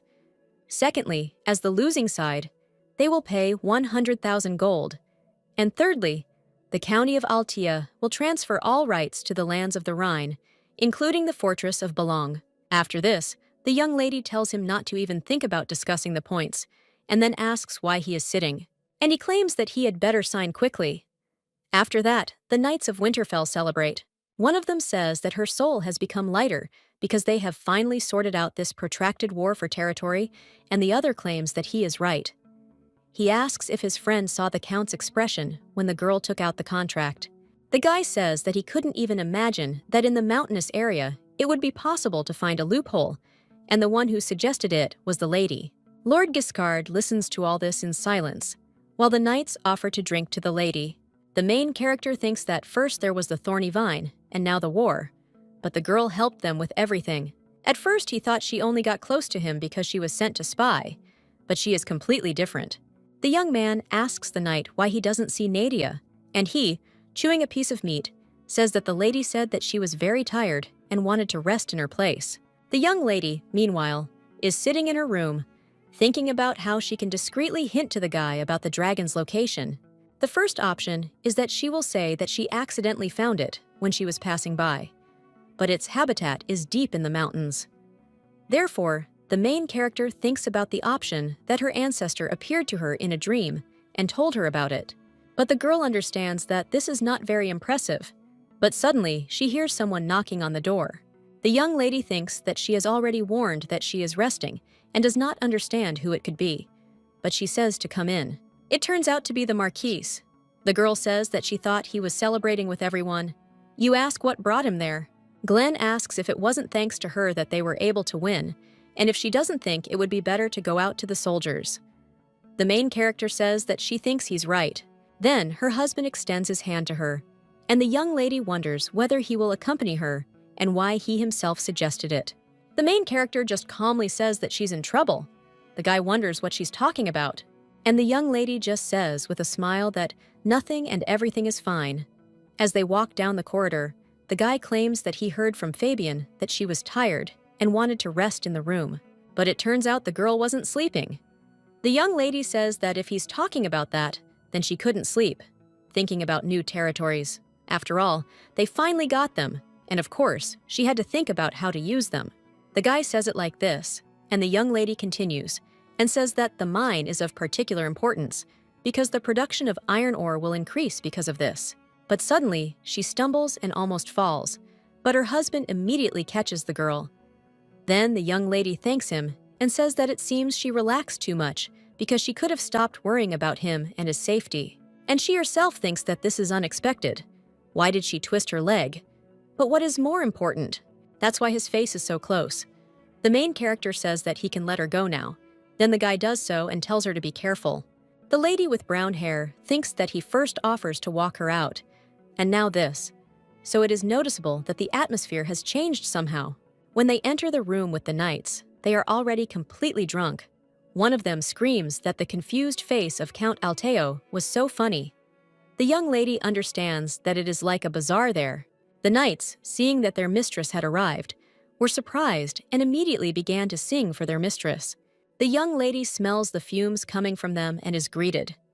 She understands that the knights are all drunk. The girl, of course, knew that it would be like this and therefore did not want to come. Glenn says that they seem to be too happy about the end of the long war, so he asks the young lady to understand them. Then someone turns to the main character. It turns out to be Lord Giscard. He says he wants to say something. The young lady thinks that this is exactly it, because she wanted to point out something. So the girl says that she is listening to him. The man kneels before her and apologizes for doubting her. The main character certainly didn't expect this. She calmly asks the Lord to stand up and claims that she understands perfectly well why he did not trust her, as he said she was from the Balazit family. But she says that now she is with the Marquis's wife, and her reputation is Glenn's reputation, and the knight's bad behavior towards her is tantamount to damaging the reputation of their leader, whom they serve. The boy turns to his wife and says that Lord Giscard behaved this way out of deep loyalty to their family, and he will be careful that this does not happen again. Well, the young lady says that she will not assert her authority only at the expense of others, so she herself will give him a fitting punishment. The Lord agrees and says that he understands perfectly well how much the group was with her, so he will gladly accept any punishment. The main character only says that it will be hard for him to bear the punishment alone, but if he shares it, the burden will not be so heavy. The knights are already a little scared. They ask what the lady is talking about. One of the knights thinks that he didn't even suspect that their lady was such a person. But the lady with the brown hair only says that each of them will be punished, and everyone without exception must drink a penalty. The knights are completely shocked by this, and then they smile and say that they can handle this. Another knight says that the lady is also quite the joker. Nadia, however, claims that she is glad that they are happy. She waves her hand to the maid and asks if she can bring what she asked for. Then the maid brings even more barrels of alcohol. The knights are shocked by this and do not ask the mistress if she thinks that this is too much. And besides, it is all quite strong alcohol. The young lady just smiles and says that this is how the penalty area should look. Then she turns to the commander and says that she will pour him a drink personally. The man thanks her. He understands that everyone took this situation as a joke, but it is not so. After all, in this way the girl points out his rudeness, attracting the attention of the soldiers. Moreover, she makes everyone remember that she is above them. The guy starts drinking alcohol and thinks that this girl is definitely not so simple, and perhaps a noble person has really appeared in the north. The young lady tells the next one to come. Then the knight with black hair cries out to be allowed, but the knight in front of him asks if he knows that he is standing in line. The young lady Lishu smiles and tells them not to worry. There is enough for everyone. Glenn watches his wife and can't help but smile. That same night, someone sneaks into the office with the documents. It turns out that it is the main character. She puts a piece of paper into the stack and says that everyone in this family, and even the ancestors, should thank her. A little while later, the girl screams that this document talks about the dragon Rio. The servants are shocked by this. One of them says that they only just received these lands, and then such a disaster occurs. The Marquis says that he did say that everything went suspiciously smoothly, but because of the dragon they won't be able to get rid of these lands, so he says that something needs to be done. The young lady says that it seems he shouldn't worry, because it says there that the dragon's owner died long ago, and apparently Count Alteo only received the report and has not yet had time to begin excavations, so all the rare items have been accumulated for the dragon now theirs. The Marquis is shocked. He wonders why something good happens so often, because he has never been so lucky. The young lady looks at him and thinks that he must not believe in such great luck, and thinks that of course he does, because it is all thanks to her. Then the young man asks how she read this document, and the knight adds that they also saw it, but decided to skip it, since they could not make out Count Alteo's scribbles. The main character is shocked. She thinks that even though she wrote with her left hand, it is really so incomprehensible. Now the young lady understands why no one said a word about him for 4 days. The young lady laughs and says that her father has similar handwriting, and she has been used to it since childhood, so it would be better not to send him to a search party as soon as possible, because it would be better to find out the scale of what is happening before returning to Winterfell. Glenn says that she only has different talents. The young lady does not understand what he is talking about, and he just turns around and orders Anils to quickly send a detachment to search for the dragon. A little while later, the boy stands on a hill and looks at the fertile land that is now his property. But there is one problem. Anils turns to his master and says that I have enough farmers because of this. Most of the fields are idle, because the Count of Altea extorted large taxes from the farmers who rented the land. People began to die of hunger in the spring, when there was not enough food, and eventually simply fled the county. When the farming season begins, he will be able to strengthen his forces and prepare for civil war. But even if he forces those farmers to move to these lands, there will still not be enough labor in such vast spaces. One of the servants approaches the master and asks how about Togo bringing back the farmers who fled from the county. After all, if he gives the order, he will lead the army and turn the whole area upside down. The peasants most likely created their own village and live in it. The young lady, however, claims that if they force them to return, it will affect the Marquise's reputation. She asks if it wouldn't be better to use homeless people, because then they could easily solve the problem of labor shortage. Glenn says it's not a bad idea, but will they want to settle there? Because even if he lowers taxes, they won't trust him so easily. Because from their point of view, Alto is a terrible territory, and the truth only becomes obvious after some time. The young lady just remains silent, and the guy doesn't even guess what she's thinking about again. After which, he approaches her and says that Nadia must have an idea. The young lady understands that he himself is asking her opinion, but does not understand why. She asks if it's noticeable on her face. The girl claims that if he lends her his sword, she thinks she can solve the problem. Glenn asks why she needs a sword. He understands that this sword is the head sword, which is passed down in the Winterfell family from generation to generation. So what is the young lady going to do with it? Then the Marquis puts his hand on the sword in its sheath and approaches her. The main character thanks him, but the guy just walks past her and hands the sword to the knight. Nadia turns around, not understanding what's wrong, and her husband just says that the sword is too heavy and it will be difficult for her to carry it, and Fabian will become her hands and feet, so let her just order him around. The main character claims that she is not that weak, but the Marquise only says that she seemed lighter to him than he thought. Nadia does not understand what he is talking about, but then the realization dawns on her that he might be talking about that day. Now the young lady understands that, as she thought, something has changed in Glenn. A little while later, 2 men are sitting in a diner. One of them asks if his interlocutor has heard about the story. The other gestures to ask what he is talking about. Then the blonde says that the whole village is talking about it, and he still doesn't know the story about Peter and the 10 bars of gold. One day, a new owner appeared in the county of Alteo. The new leader hung an interesting sign near the gate of the fortress that whoever would pull the ball out with his head would get 10 gold bars. All the people wanted to get the gold, but no one could get the leader's sword. One woman from the village cried out that this was a test from the chief, and this sword was not a simple one, but was the property of the chief himself, and he was checking whether the new residents would dare to touch his things. Other villagers agreed.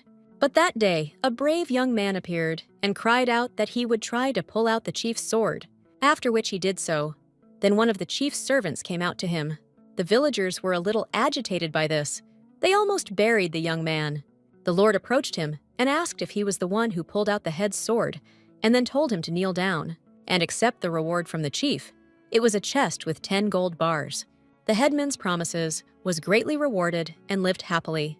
That's the end of the story. The guy says that what happened is simply unbelievable, and his interlocutor says that the new leader is different from Count Alteo and is not one to speak ambiguously. And the man also claims that he heard that this story has spread to other villages, and that Belong Fortress has again filled with peasants.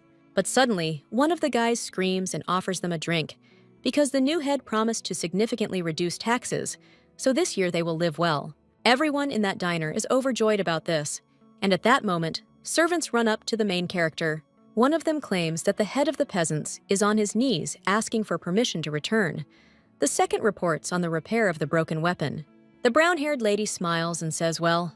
Glenn watches his wife at this time.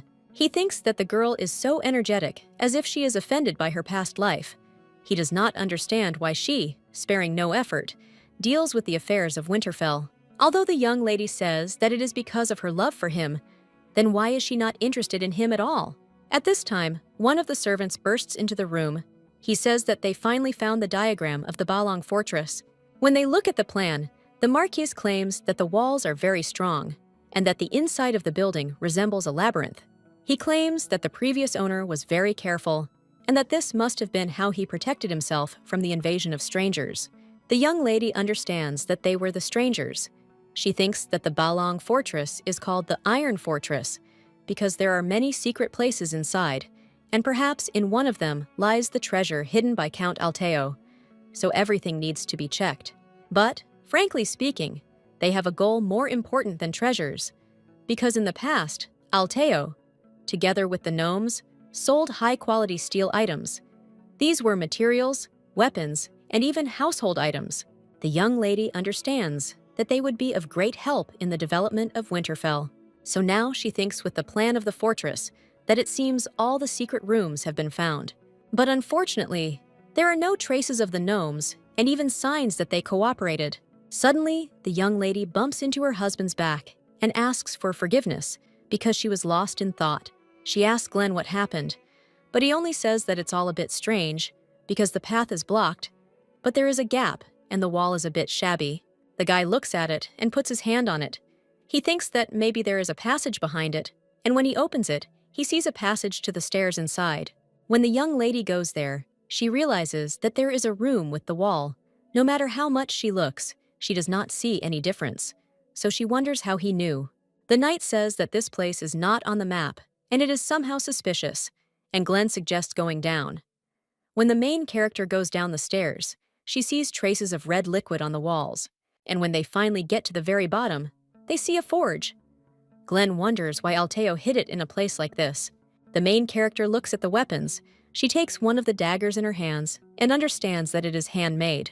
The young man approaches her and says that he may be sent away, so the girl should not touch anything there.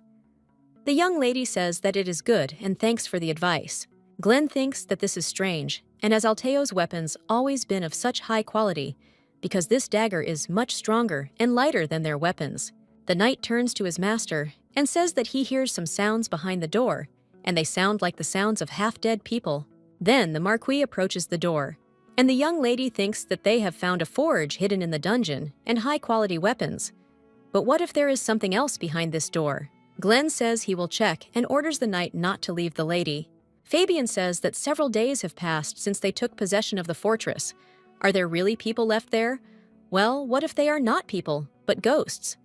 The young man tells him to just stand near the lady, after which he kicks the door down and goes inside. The guy sees something that looks like a prison there. Someone screams from the cage that he will do as the master orders, and claims that he was wrong. When the Marquis approaches the cage, he sees several people chained there, and he realizes that they are dwarves. The young lady sees red stains on their clothes and wonders what happened there and why they are chained in such a place. One of the gnomes asks to spare them. He cries out that last time they committed a terrible sin, but Glenn only asks why they are there. Kanan asks if the guy wasn't sent by Count Alteo. He claims that they just came to see the human world, and that's true. The Marquis understands that his enemy also exploited the gnomes. The author asks the master what they should do. Then the guy says that he will personally deal with this. The main character thinks about what he is talking about and becomes a little wary. Her husband kicks the door down and goes inside, reaching for his sword. The dwarf is very scared by this, but the guy only swings with a serious expression on his face. The main character is shocked by this. She immediately hugs her husband from behind and asks him to wait. The young man asks what she is doing, and Nadia says that they can't be finished off because they are just victims exploited by Count Alteo. The gnomes are still in a state of shock. and Glenn asks why the girl thought of such a thing.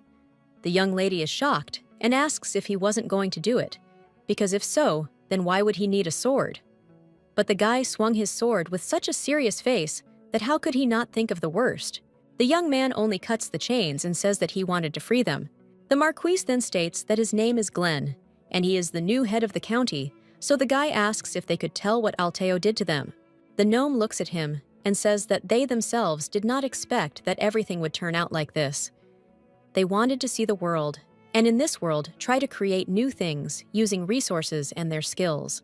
Thinking about this, they went outside, but no one was happy to see them. The people in the village only screamed that they were monsters. Another gnome told Mr. Mir that this was the last house, and maybe they should go to another village. In addition, they had a sick baby with them, but they were only busy running away from people, and no one helped them. Then they found themselves in the forest and were trying to get out of the rain. She claimed that there was no sign of the rain stopping and asked what they should do. Meyer thought that if this continued, not only the child would be in danger, but everyone else as well. He thought if only there was a place where they could hide from the rain for a while. That's why he claimed that he would go to the fortress, because if their lava lived there, then maybe he would take pity on them. Another dwarf said that he would also go with the master. Then Miar came to the fortress to the Lord, and kneeling, asked him to help them until the child's fever subsided. The owner of the fortress thought what kind of abomination this was, and he assumed that they had a serious matter. But it turned out that everything was completely different, so he wonders who let these beggars into the fortress, and then he asks the knight about it. He claims that the new guard did it, and the Lord says that he doesn't need to know. Then he orders his hands to be cut off and thrown out along with this brat. One of the gnomes begged the master not to drive them out, because they did not have many things with them, but they would do everything and let him listen to them first. The knight simply grabbed him by the collar and asked why he was so persistent, which caused the dwarf to drop the cup from his hands. The count, when he picked it up, told the knight to leave them. He did not understand where they got such a precious thing from, and they probably stole it. So the guy says it's very suspicious that they have such a rare thing. He asks if the dwarves stole it, and they say that the Lord misunderstood everything, and they made this cup themselves. Alteo doesn't know where they came from, but they seem to have skills, and if they're good at something, they could be useful. So the dwarves were able to get into the fortress. Alteo said that they could stay there while they did whatever he said. He locked them in the basement to protect them from possible threats. We didn't mind, because we wanted to stay there until the child recovered. However, when Miar thanked the Lord for everything he had done, and said that the child had gone so they were leaving, Alteo's reaction surprised him. The Lord said that he picked them up too, but they were so ungrateful, he asked if they wanted to leave the fortress, and said that it was nonsense. Miar asks if he himself didn't say that they can stay there until the baby gets better if I do everything he wants. After all, they no longer need to stay there. The guy looked at the weapon and said that, as the head of the territory, he was obliged to protect the local residents, and if people like them broke into the village, it would be a disaster. Staying there, they learned how to make weapons, so how can he know what they will do with this knowledge once they leave the fortress? Then the Lord says that he must deal with them. Miar wonders what he is talking about and whether he really didn't think of letting them go from the start. The other dwarf says that all this time, he gave them neither food nor time to rest. He grabs a hammer and asks what Alteo is talking about now. The head gnome screams at Dihi not to do this, but the Lord only knocks the hammer out of the dwarf's hands, causing him to fall. The head of the dwarves immediately runs up to his relative. The man asks how he can let go of those who tried to harm even their benefactor. Now Miar says that after this, the new owner of the lands found them imprisoned and dying of hunger. Glenn says that it would have been better if they had found them earlier, but he tells us that it is not their fault, and that only that person is to blame for everything. The guy claims that he will compensate them for everything they have suffered and provide treatment until they fully recover. Miar says that they don't need money, and he told him everything not for that. She tells us that they will gladly accept treatment and return to where they came from. The main character looks a little sad. She understands that these are people who do not belong to this world and who were never accepted. And besides, their faith was betrayed. The young lady seems to understand well what they are feeling now, so she must do something so that they do not end up in the same situation as she did. The girl claims that it would be a shame if they just went back, because they went out to see the world, but so far they haven't really seen it, because this world is so huge. So the young lady with a smile on her face offers them to go with them. She claims that she will show them the scale of this world in Winterfell, and they will feel it together. The gnome tries to object. He thinks that if it is the same there, no one will be near them, and they will be forced to work again. But Nadia just leans towards him and says that she guarantees that no one will kidnap or ban them again. She also says that they will pay them and give them leave so that they can explore all the territories to their heart's content. She says that, of course, she does not force them, and if they do not want to, they can refuse. But she would be very happy if they lived in them, because their lands need talented craftsmen like them. The girl thinks that in the past, she would also like to be consoled like this, in a house where no one needed her. Miar wonders if they need them, and Glenn says he thinks the same. He says he understands well that they are afraid that something like this could happen again, but he claims that they don't have to worry, because as the new leader, he guarantees them freedom and security. The gnomes look at each other, and then their leader turns around and says that it seems like everyone thinks the same. Then the Marquis extends his hand to him and says that it is a good decision, and first they should be cured, and then they will talk about where they will live. The guy says that he will take care of them. A little while later, a knight bursts into the room of the Marquis and Marquise. He shouts to the master that they have completed the inspection of the iron ammunition. As the lady said, they are incredible, and invites the gentleman to just look at this quality. The Marquis says that he said to test them, not to put them on himself, and the knight says that in any case the result is good. He asks how the young lady came up with this, but it always turns out as she says. The main character understands that, to be honest, these are not her ideas, but she says that she has been thinking about this for a long time, but there was no chance to check. And then they hired dwarven craftsmen and found iron ore. Everything was perfect for trying. Nadia realizes that iron armor is much stronger than regular armor, but this will be revealed later, based on someone's future. The young lady knows all this only because she has already lived it. Glenn turns to his wife and says that if they can distribute such armor to others, their army's defense will increase 100-fold. The main character says that of course she wanted to do so. She claims that she ran there for this reason, and when they return to Winterfell, they will be able to improve the weapons too. The guy thinks his wife is the one whose thoughts he can't read. The young lady thinks everything is ready. She drinks tea and understands that with the money from the dragon and the thorny vine, the territory and food in the Rhine region, and an army fully equipped with iron armor and weapons, this place will soon be on par with the South. The girl thinks that the Duke and her sister are in for sad last moments of life. Someone tells the lady that he is coming in. It's Fabian. He says he brought the item she was talking about. The main character thanks him, and the guy says he found the most famous master in the Rhine. He asks if the girl knows how hard it was to do. He also asks why the lady needs this, because he doesn't think she will use it herself. The young lady claims that it is for a gift. She thinks that it is the first time she is preparing a gift for someone. In her past life, she did not have a single person of her own to take care of, and naturally, she did not receive gifts from anyone either. And if you think about it, he did give her something once. The girl remembers how her sister screamed how annoying it was. And why does the maid's daughter get more attention than her? It was a day when Karine was angry at her sister as usual. And all because the dress she wore to the ball attracted more attention than her outfit. She herself threw the dress to her as a handout. The young lady thought that if she kept quiet, she would soon calm down. Well, the blonde just screamed whether her sister was ignoring her. Nadia thinks that Karine always took out her anger on her, and at some point she resorted to assault, so the girl was expecting this. And then the main character's husband passed by, and when he noticed this action, he grabbed the blonde by the hand. He asked what Lady Karin was doing now. The blonde told him not to interfere and to go where he was going, because it was the sister's personal business.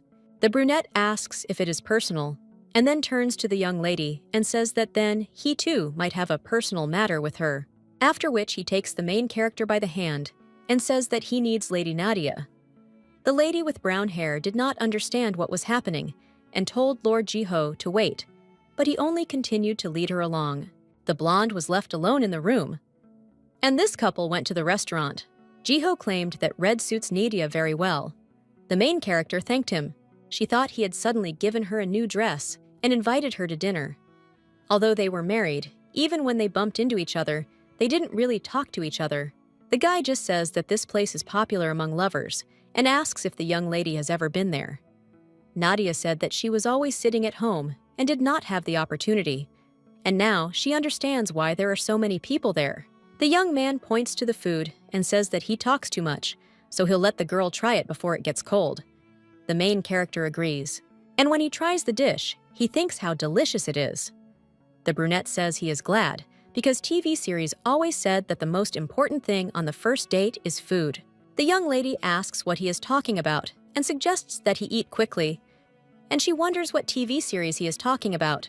The guy claims that he is done, and he likes how Nadia eats well. The main character thinks that if you look, the option is considered the most important, how they look in front of others. She remembers how her sister said that Lord Jiho probably doesn't know how to use cutlery since they are on the same level. She laughed and said that it was the first time she had seen a knife handled so ignorantly. Now the young lady realized that if she had seen Lord Jiho's poor table manners, most people would have condemned him.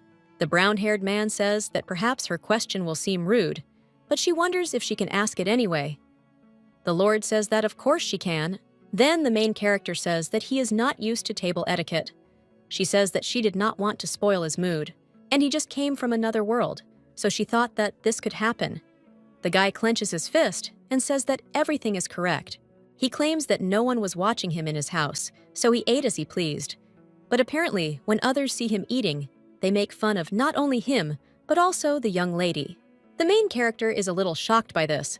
She offers if he doesn't mind to teach him. After they have eaten, they go home. The guy says that he had a great time thanks to her, and this place is really as incredible as they say. After which the young man asks that he wants to ask something. He claims to be very embarrassed, but then asks the girl if she has ever experienced discrimination. The main character asks what he's talking about, and he adds that he's interested in whether there is discrimination among the nobility. The brunette says that he thought in this world, only strangers like him are treated differently. And the main character understands that if you think about it, he is right. Despite the fact that he has outstanding abilities, he is ignored only because he is an outsider and was even forced to marry an illegitimate daughter. The young lady was born into this world, and although she is not loved, everyone knows whose blood flows in her. And there is only one guy in this world. That's why the main character says that it must be hard for him. The brunette is silent at first, and then he takes her hand in his and says that she should have the same. He asks if the girl wants to meet again and says that he will tell her how to read the stars. Nadia asks if there is a special way to do this. The guy says that, of course, and if you look at the stars for a long time, you can learn a lot, such as the weather, the terrain, and the right time for farming. The main character asks if this is what they teach in their world and says that it is quite interesting. Then the brunette asks if she can come to their next meeting in the clothes he gave her. The young lady smiles and agrees. Now she thinks that she has given in to useless memories. So the girl tries to forget it, because no matter what happened, in the end, he betrayed her too. He hurt her as much as she trusted him. The guy is sitting at this time, looking at the stars and thinking about Nadia. At this time, the Duke in his office cannot calm down. He slams the table and cries out whether the Marquis of Winterfell has captured Belong Keep. He screams, "What did that idiot Alteo do that they took the fortress from him?" "Oh!" The servant says that it seems Winterfell dug a tunnel under the fortress and blew it up. The Duke is shocked. He wonders how the Marquis could know the exact location of the soft rocks to destroy the walls. But suddenly, he realizes that Glenn could not have known such secret information. He wonders if Winterfell has been blessed with good fortune ever since Nadia married the Marquis, and if it is just a coincidence. The Duke realizes that near the Belong Fortress are the most fertile lands of the Rhine, and this is a place that can withstand the south. He realizes that it remained untouched by Alteo, as they periodically confronted Winterfell in wars. The blonde asks if there has been any news from his daughter, and the servant claims that there has not, and the first mistress never contacted them. Isn't it good that Lord Jiho succeeded in the military campaign of Gadabir? Because now everyone in the capital is talking about him. They even gave him the nickname Dragon Hunter. That says it's true, and it's good that at least he's doing his part. But the blonde has a bad feeling, and he understands that he must find out everything for sure. He tells the rumors to bring paper for writing, because he must find out about the well-being of his daughter, whom he has not seen for a long time. Glenn, at this time, is heading somewhere on horseback. The knights inform their master that the outskirts of Winterfell are finally visible. This outskirts is the village of Topu, and the poor live there. The residents there shout joyfully because the master has returned. The residents see fruit in one of the carts. The woman says how many expensive fruits there are, and her son asks what they are, and says that they are so bright and look very tasty, so he wants to try them. The main character gets out of the carriage. She takes one of the apples and hands it to the boy. The girl, with a smile on her face, claims that today they have a small amount of them, but soon they will be able to eat them all the time. The child, in shock, asks if they are really giving him this precious fruit, and then thanks the lady. Glenn suggests that they take a short rest in this village. He understands that only a few months ago, because of hunger, it was difficult to see a smile on their faces. But in a short time, the situation improved. The guy understands that when they return to the mansion, he should properly thank Nadia. But then the girl turns to him and says that the day has come when they will return to the mansion. The young lady says with a smile on her face that time flies very quickly. The guy looks at her in shock. The lady with brown hair thinks why he is staring at her like that and wonders if she has something on her face. She says she just wanted to tell him something before they left and claims that when they arrive at Winterfell, that procession. The young man doesn't even listen. He's wondering why he didn't notice this before, that the girl is quite beautiful. He realizes that she is not at all like her father. He, of course, thought that she was not ugly, but the young lady breaks him out of his thoughts and asks if Glenn is listening to her. He immediately apologizes and says that he was lost in thought. Then Nadia claims she was talking about the ceremony of returning to Winterfell and his place in the procession. The boy puts his hand on his head and says he forgot, and then says she will enter the grounds with him. The young lady remembers something important and says that she wanted to tell him earlier, but she didn't want to be seen, so it's better for her to stay in the carriage. The young man asks what she is talking about, because the success in this war is her merit, and she should be treated accordingly. But the main character interrupts him and says that if rumors start that she returned with him on the same horse, then won't her father start to suspect her, because they might start calling her a double spy. She claims that someday there will come a day when they will use what her father trusts her with, so she suggests preserving that opportunity. The silver-haired guy puts his hand on his head and says that there is no need to go to such lengths. It is true that he and the Duke of Balazit are political opponents, but isn't he the girl's family?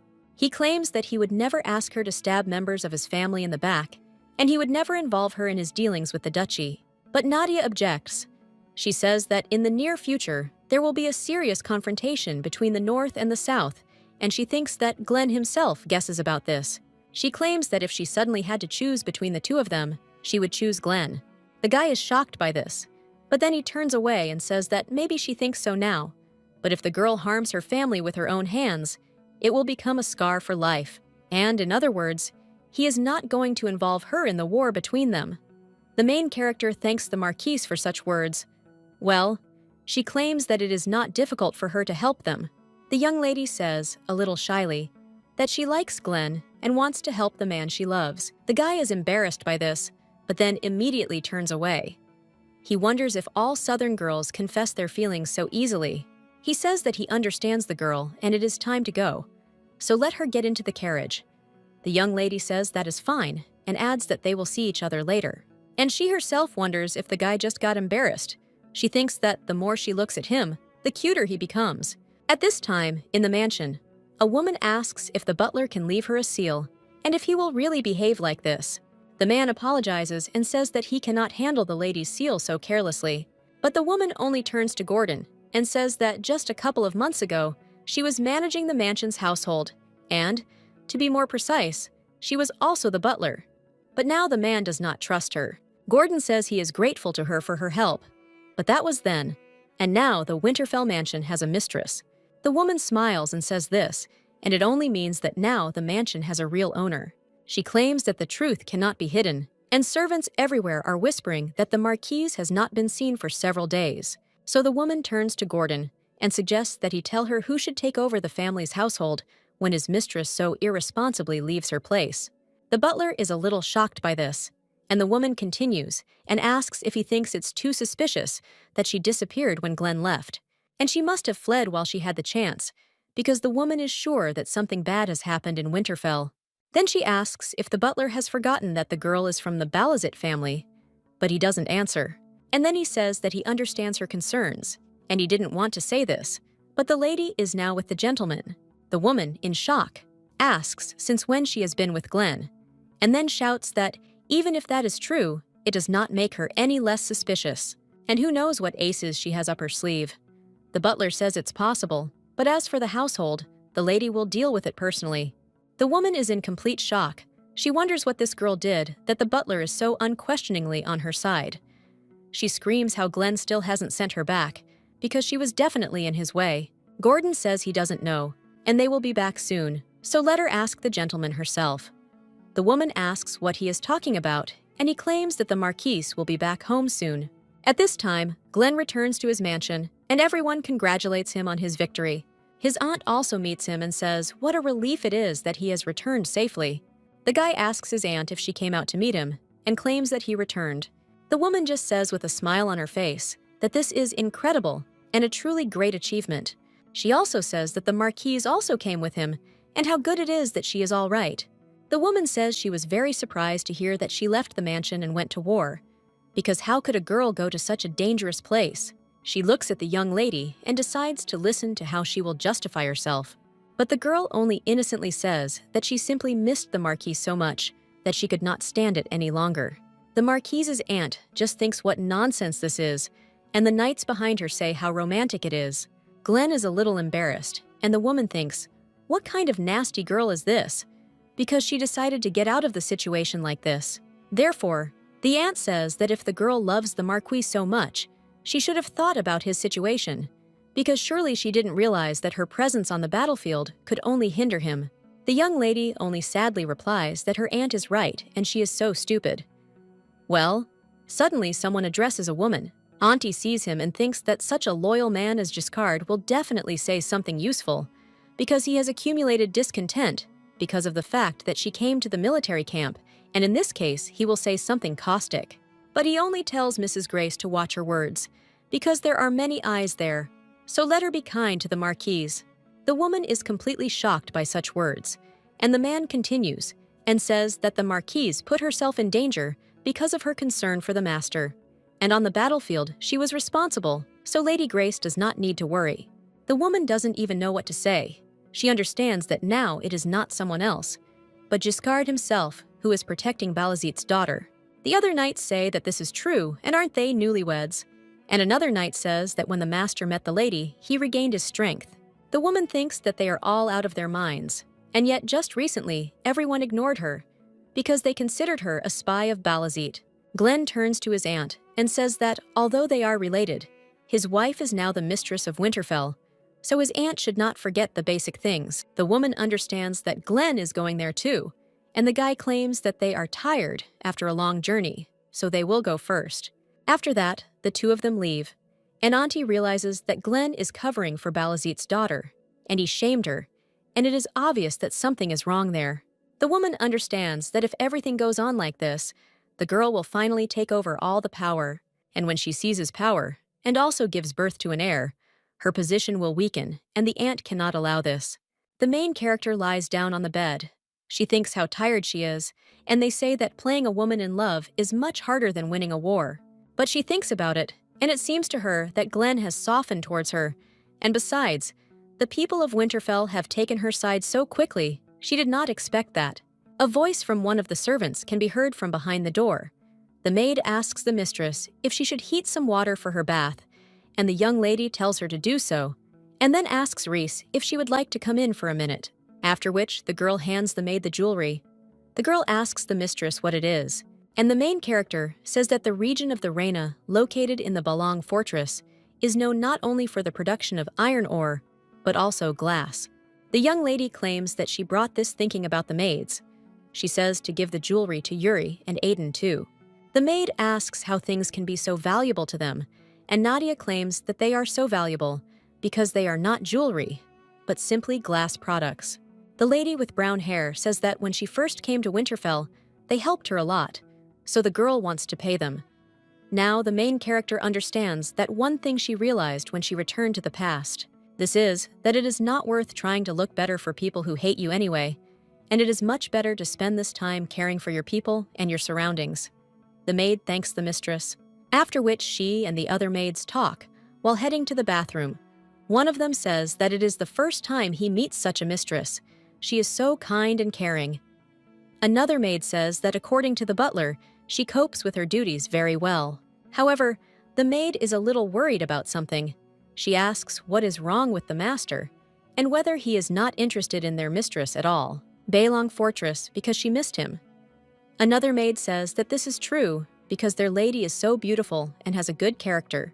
And where else can you find such a mistress?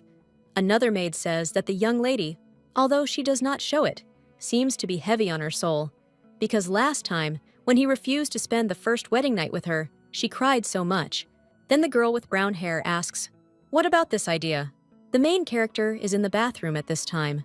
When she plunges into warm water, she realizes that she was thinking why today it took longer to prepare the bath. It turns out that they paid more attention because she was gone for a long time. The young lady relaxes and thinks that her tiredness has disappeared, but then someone else enters the bathroom. The young lady turns around and wonders if the maids have come to serve. But when she sees who it is, she is surprised. After all, the one who entered turns out to be the Marquis. The girl in shock asks Glenn if this is it. She thinks what else it is. The guy claims that he also doesn't know how this happened, but he was told to use this bathroom because his needs renovation. The young lady seems to understand what happened. She remembers how the maid told the mistress to trust her, but she just thought that the maid was simply taking a responsible approach to her work. The girl thinks that this is the first time she sees Glenn so embarrassed. She says that it seems that the servants are playing a joke on them. The girl asks him if he will come into the room and wait a little, because she will soon finish and leave, and the Marquis claims that he will make sure that the guilty are punished.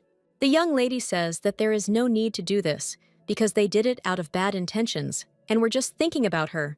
Then the guy says he'll go, and the main character turns around and sighs. The boy suddenly stops and wonders if he really looked so insensitive that they had to resort to this. And then he turns around, and then sits in the bathtub next to his wife. The main character is completely shocked by this, and the guy is only a little embarrassed. The young lady asks if he has decided not to leave, but he only says that if he leaves now, rumors will start that he has rejected her again, and she will be in a difficult position. The young lady wonders if he is thinking about her now. Then she smiles and tells him to stay a little and come out. The main character thinks that there is nothing wrong with it, and he is so cute when he tries. The girl says that since this is how it turned out, maybe they can help each other wash like real spouses. The guy turns around a little embarrassed and says that it's not that he doesn't want it. And the main character only notices his scar and asks when it appeared, and then reaches out her hand. The Marquis tells her to wait, and the young lady apologizes and asks if she was too close. But he only becomes even more embarrassed and asks why she doesn't keep her distance at all in such a situation. The young lady says she was just worried because it seemed like the guy was in a lot of pain. The young man thinks it would have been better if he had just left. After all, he can't help but look at her, so Nadia suggests just talking. She says that so much has happened in that time, and the Marquis says that, if you think about it, he never thanked her officially. But thanks to her, the lands of Winterfell became much richer, because these lands were always limited in resources, and they did not have enough food and minerals. But now there is, and a powerful army at that. The guy says he is sincerely grateful to her. The main character just smiles and says that there is no reason. She understands that for the first time, someone has acknowledged her, and this makes her feel so happy. She also thanks Glenn, and he asks why. Then the girl answers that it was because he married her. The guy is even more embarrassed by this. The next day, the two of them are eating at the table. The maids whisper. One of them says that they seem to have had a great time together yesterday, and the other says that they were in the bathroom until dawn. The main character is happy because she got enough sleep and took a bath, and now she is eating with a smile on her face. But for some reason, the Marquis could not fall asleep after eating. He gets up from the table and says that today is the day to inspect the territory. One of the maids tells the master that he and the mistress can go and inspect the grounds. Glenn just remains silent, and the girl adds that he hasn't been there for a long time. And besides, a huge market opened there today, and there is something to see. The young lady is a little puzzled by this. She thanks Risa for her concern, but claims that she also has to deal with the things she has been putting off today. The Marquis only extends his hand to her and offers to go together, after which they find themselves at the market. Nadia says she heard there were a lot of people there, but she didn't think there were that many. The boy says that the Rhine regions have joined Winterfell, but suddenly the young lady is pushed by one of the passing people, and others, seeing her, ask if this is not the lady. The second villager says that she just looks like her, because the lady would not wear such cheap clothes. The woman asks if he thinks so, and there is another person behind him. He looks at the main character with an empty, and at the same time, furious look. Glenn says that since there are many people there today, it can be dangerous, and it seems that even the guards have already disappeared in the crowd, so he suggests going back home, and then again. But suddenly that same man runs towards them. He screams that this is the offspring of Balazit, and it's all because of her.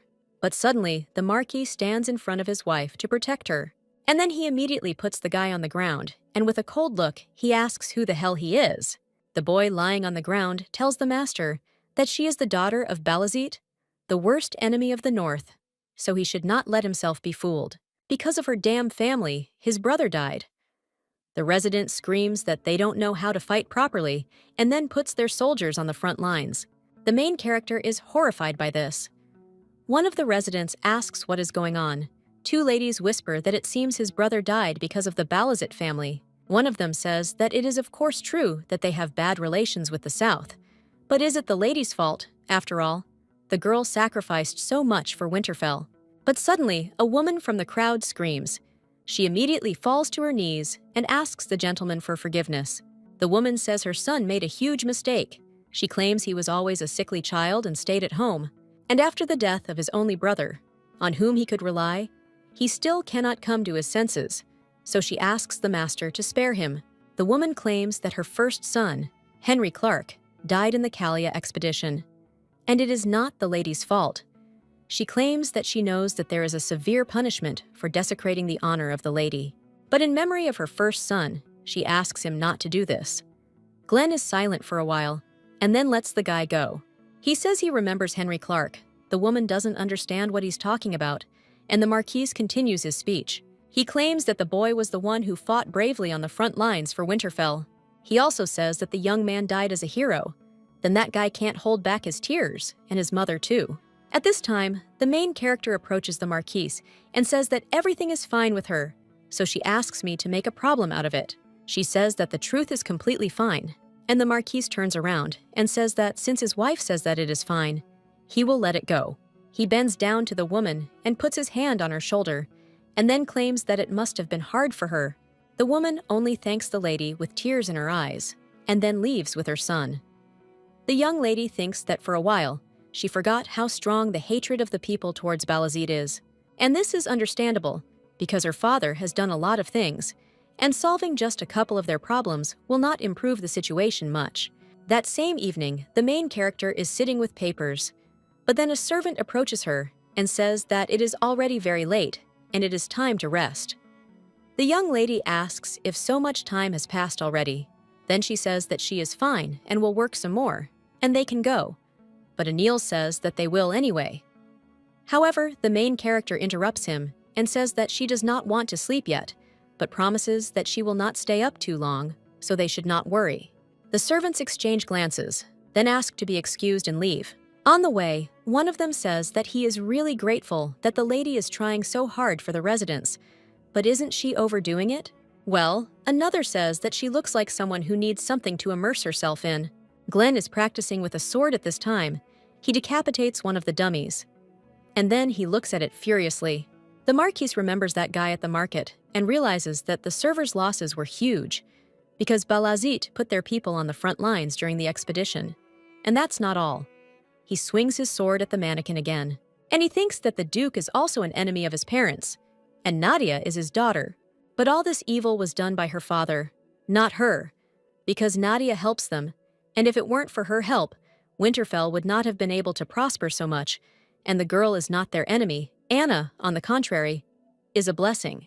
However, the fact that she was a member of the Balazit family had not gone away, and she must have also enjoyed how I saved his parents and walked all over innocent people. But then he throws away his sword and puts his hand to his head. Then the knights come to the training ground and say that the Lord is early today. One of them claims that recently he has been constantly a mistress, and he was not seen there. But his face has become so handsome, and is it really because he is a newlywed? But then the guy with the bags under his eyes turns to them, and the knight says he takes it back. He asks where the lady is, and if everything is okay with her. Then the knights gather in a semicircle and start gossiping. One of them says that the guy was really so gloomy when they mentioned the lady earlier, and the second says that their master is such a blockhead in these matters. Then the third asks if he still hasn't accepted the lady's feelings. The young man looks away, and the knights insist that everything seems to be so. One of them turns to the gentleman and says that no matter how passionate love is, feelings eventually cool down, and if he continues like this, he will regret it later. The knight with green hair asks if he thinks that there will be anyone else who will love him so sincerely, because the lady's feeling is real. The red-haired knight asks where else in the world there are girls like the lady, and that the Marquis is her type is his greatest blessing. The Marquis says that he knows it himself. He says that Nadia is too good for him. Then the knights agree and say that this is true, because she is smart, beautiful, and most importantly, she truly loves her husband. Then the knight asks his master what the problem is, because he thinks that if he loves her, what will happen to his mother and bedridden father? The guy is not going to blame Nadia for her father's crimes, but to love the daughter of the one who destroyed your mother is another matter, so he cannot accept her feelings. He thinks that they should not do this for some reason. Then Fabian runs up to the Marquis and says that the lady invites the gentleman to have lunch together. If he is not busy, he could come over. The Marquis is a little surprised by this proposal, but joins the meal. When they dine, they do so in silence. The main character thinks that it seems like he is still thinking about it, about what happened then. She says that she understands that the residents do not trust her because they know why her father has a bad reputation. But if the Marquis is suddenly worried about her, then he may not do this. But the guy just suggests not to talk about it. The young lady thinks that they can't just leave it like that, and she would really like to defuse the situation. So she tells Glenn that they are married, and if something happens, it would be better to talk about it. She asks if he remembers how she said that she would choose him if the choice came between him and his father.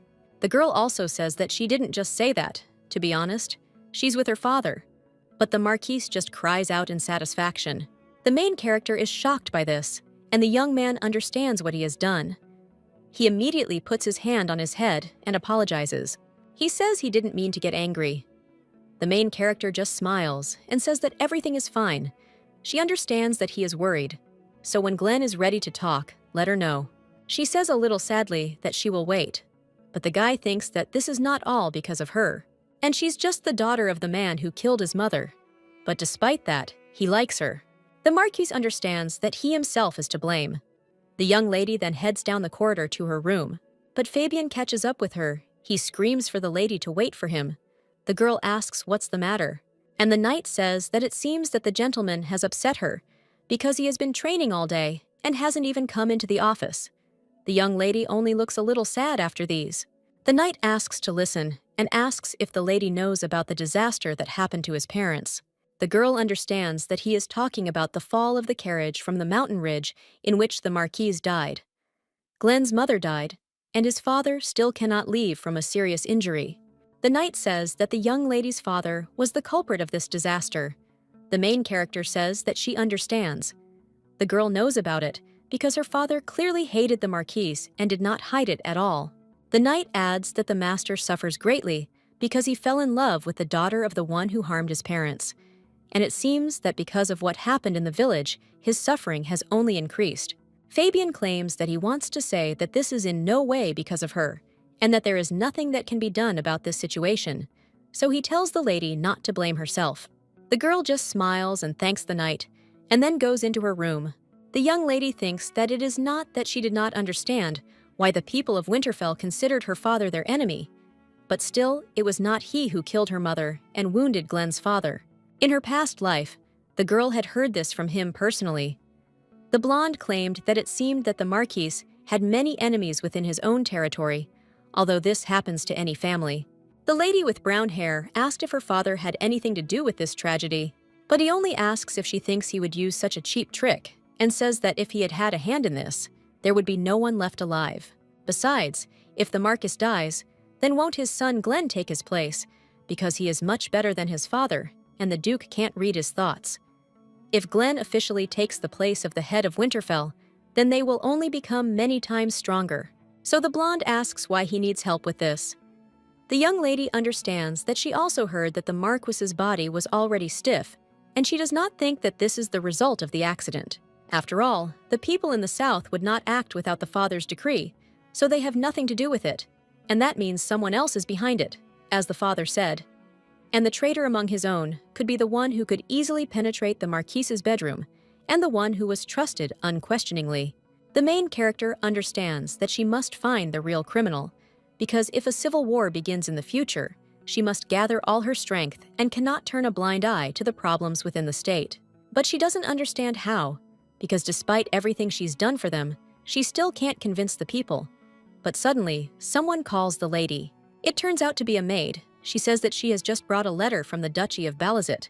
The girl looks at the letter, which says that it is intended for his beloved daughter, and writes in her heart that after her departure, the house was completely empty, and maybe she will write to him more often, as they agreed before her departure. The young lady understands that it looks like an ordinary letter, but by writing letters, he definitely means transmitting information, and any reasonable person will be able to immediately understand this hidden meaning. The young lady thinks that if anyone sees this, they might think that she is in cahoots with her father, so she wonders how he could just send such a letter. After all, he must be giving her a warning so that she can send him information about Winterfell's weak point. The maid asks if the mistress wants to write an answer and prepare a paper for her, but the young lady says no, and she wants to think about the answer. Nadia understands that she cannot leave everything as it is. At this time, the Marquise's aunt is surprised. She asks if Glenn really stopped going to that girl. One of the servants says that he has given her gifts and heard that the master has been busy with work lately, and there is constant talk that their relationship has cooled. It seems that the fact that one of the locals attacked the lady with words about her being a spy became a problem, and they say that this man's brother was a valuable soldier of the master.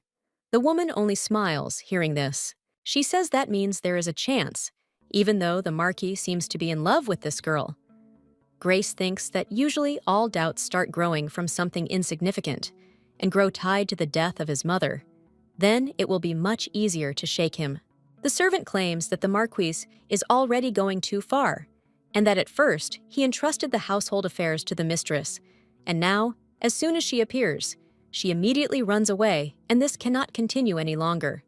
The guy claims that he can no longer calmly watch the Winterfell family pass into the hands of Balazit. The woman tells him not to worry and to leave it all to her, after which she gets up from the couch and sit down at the table with a paper. Auntie thinks that no matter how outstanding this girl is, she won't last there even a year. After which she writes a letter, and you think that the young lady is unknown, who from this family is her people.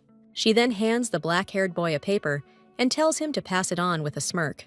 She also tells him not to forget to tell them to burn the letter as soon as they read it. Glenn is training again from the very morning. This time it is archery. He hits the target with one precise shot. The main character watches him from behind. She thinks that this awkwardness between them needs to be sorted out for the sake of the future.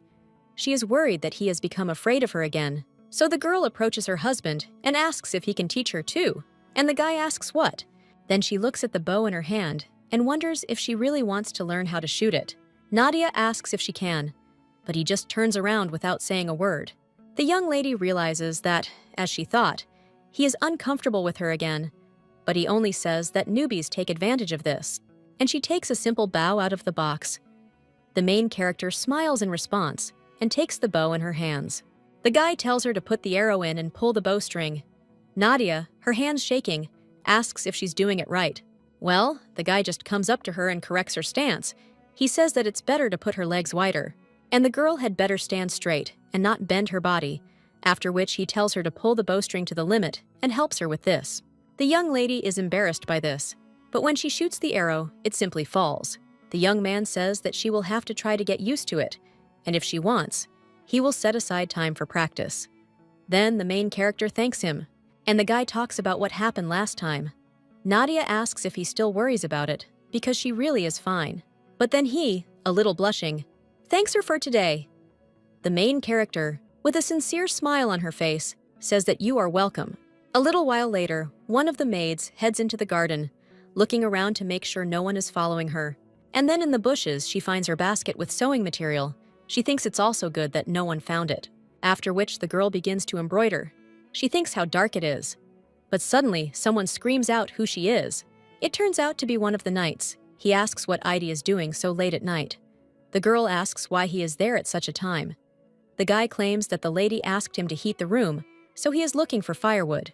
But suddenly, he notices that the young lady's needles and threads are falling out from behind. So he asks if she is secretly working. The guy asks if close servants can do part-time jobs, since they are paid twice as much for caring for just one person. He immediately grabs the maid by the hand and screams at her to come with him, because everyone should know what she is doing. He claims that her mistress should be asleep by now, but Mistress Grace is still in the main house. The girl asks Jacob to wait and not to do this, because when she gets the money, she will split it with him. But the knight only screams if she wants him to have problems because of this, and then tells her to stop talking nonsense and go, after which he throws her into Mistress Grace's room. The woman asks what the noise is late at night, and the guy says that this maid serves the mistress, but she secretly does sewing as an additional income. Instead of taking care of her mistress at night, she was busy with other things. Jacob says that the mistress must throw her out of the mansion. The young lady, hearing this, is horrified. She says the lady that she did not betray her mistress, and simply, but the woman only looks at her and asks what she is talking about. And the blonde continues and says that she needs money. Their salary is not enough for expensive medicine for a loved one. The woman just clicks her tongue and asks what kind of medicine is so expensive. And the girl says that together, it costs about 1 gold coin. Grace just leans over to the girl and asks if the marquise could take care of her own, out loud. And then he hands the girl a bag of money. She says that this should be enough to pay for the medicine. The next day, the young lady greets Mrs. Grace with a smile. The woman says that they have not seen the Marchioness for a long time. She also claims that it was only lunchtime, and she was already at work. The young lady says that it is her personal business, and she writes a letter back to her father. The woman says that maybe she has disturbed her, but the main character says that not at all, and it is not such an urgent matter, so she offers her aunt to sit down. Well, the girl thinks, what happened? Because that woman is not the kind of person who can come to her first. Grace just sits down and claims that she came today to apologize. The young lady does not understand why she decided to do this so suddenly. And the woman says that, frankly, she thought that the girl was a spy pursuing her own goal. But she took such selfless care of Winterfell, and she heard the knights talking and realized that she was wrong. Grace says that she is very sorry for not recognizing the young lady's sincerity and for being so rude, and then asks if the girl will accept her apology. The main character immediately replies that, of course, she will do it, and the woman is a little shocked because she did not expect such a reaction. Nadia just smiles and says how glad she is that she spoke about it. After all, for her she is the same aunt as for Glenn, and henceforth she can feel comfortable. The woman says that she is very grateful to her for her mercy and asks if she has seen Glenn's father yet, because it seems that he does not have long left, so let the young lady go and say hello before he passes away. The young lady understands that when they first married the Marquise, there were always guards standing outside his father's room who did not allow anyone to enter, but then everyone considered her a spy and was afraid that she could harm him. And now the main character agrees and says that she will do so. The woman says that this is great, and she is worried that she has taken too much of the young lady's time. So she gets up from her seat and says that she will probably go. Then the main character asks her not to say that, because the girl was glad of her visit. After which, the young lady orders Adi to accompany the lady. The maid obeys, and after that, the young lady is left alone. She immediately looks with a cold gaze. A little while later, the girl, standing at the window, thinks about the words of that woman, but she said to visit the Marquise. And there must be a reason for such a sudden attitude.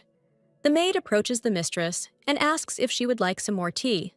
The main character refuses, and the maid apologizes to the mistress and asks if she really will go to visit the Marquise. Nadia says not now, but she has to go. She claims she has been meaning to for a long time, but has not had the opportunity. The young lady thinks she should take the chance and find out who is trying to harm him. The maid tells her mistress that she knows it is none of her business, but the young lady should be careful. The girl claims that she is talking about Lady Grace and that their relationship has changed so suddenly that she is very worried. The maid excitedly says that she is in no way slandering her, and she knows how much the woman tries for the sake of her family, but the maid is only worried about Nadia. The main character smiles and says that she will be careful, and then thanks Risa for her concern.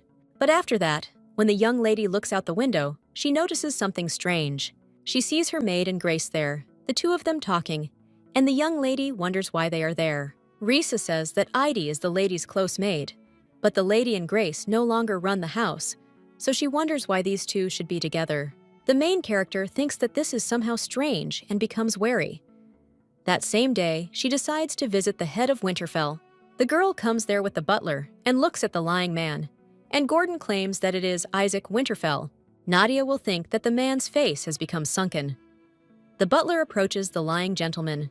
He claims that the younger owner has married them and asks Togo to look and see for himself how beautiful the new marquise is.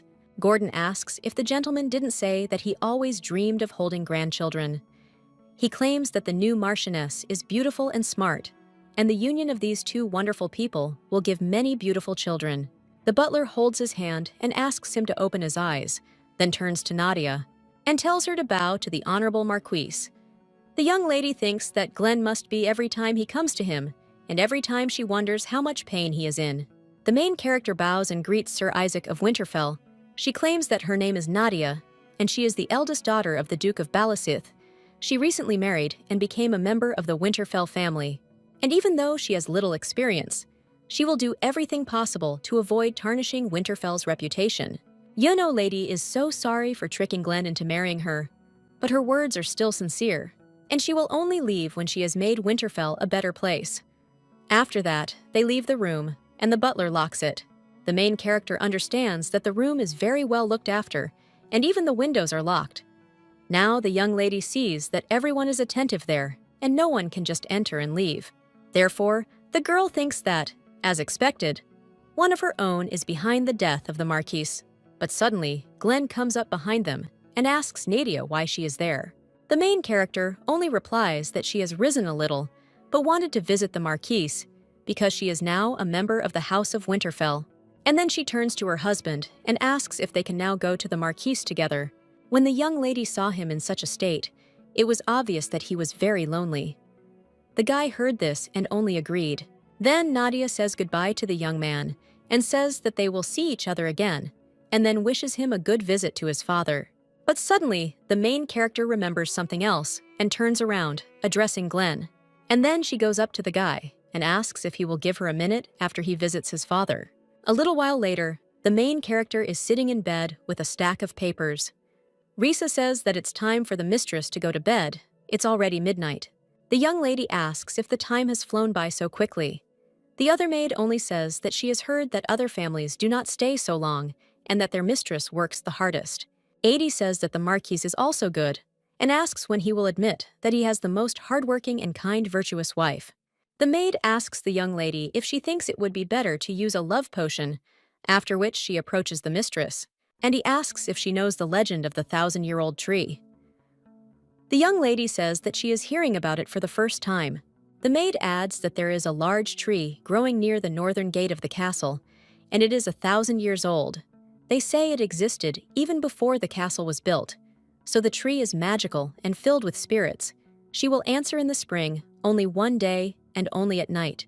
There is a legend that if you pray to this tree for love, then you can make anyone fall in love with you. One of the maids cries out that it is true, and the tree has brought more than one couple together.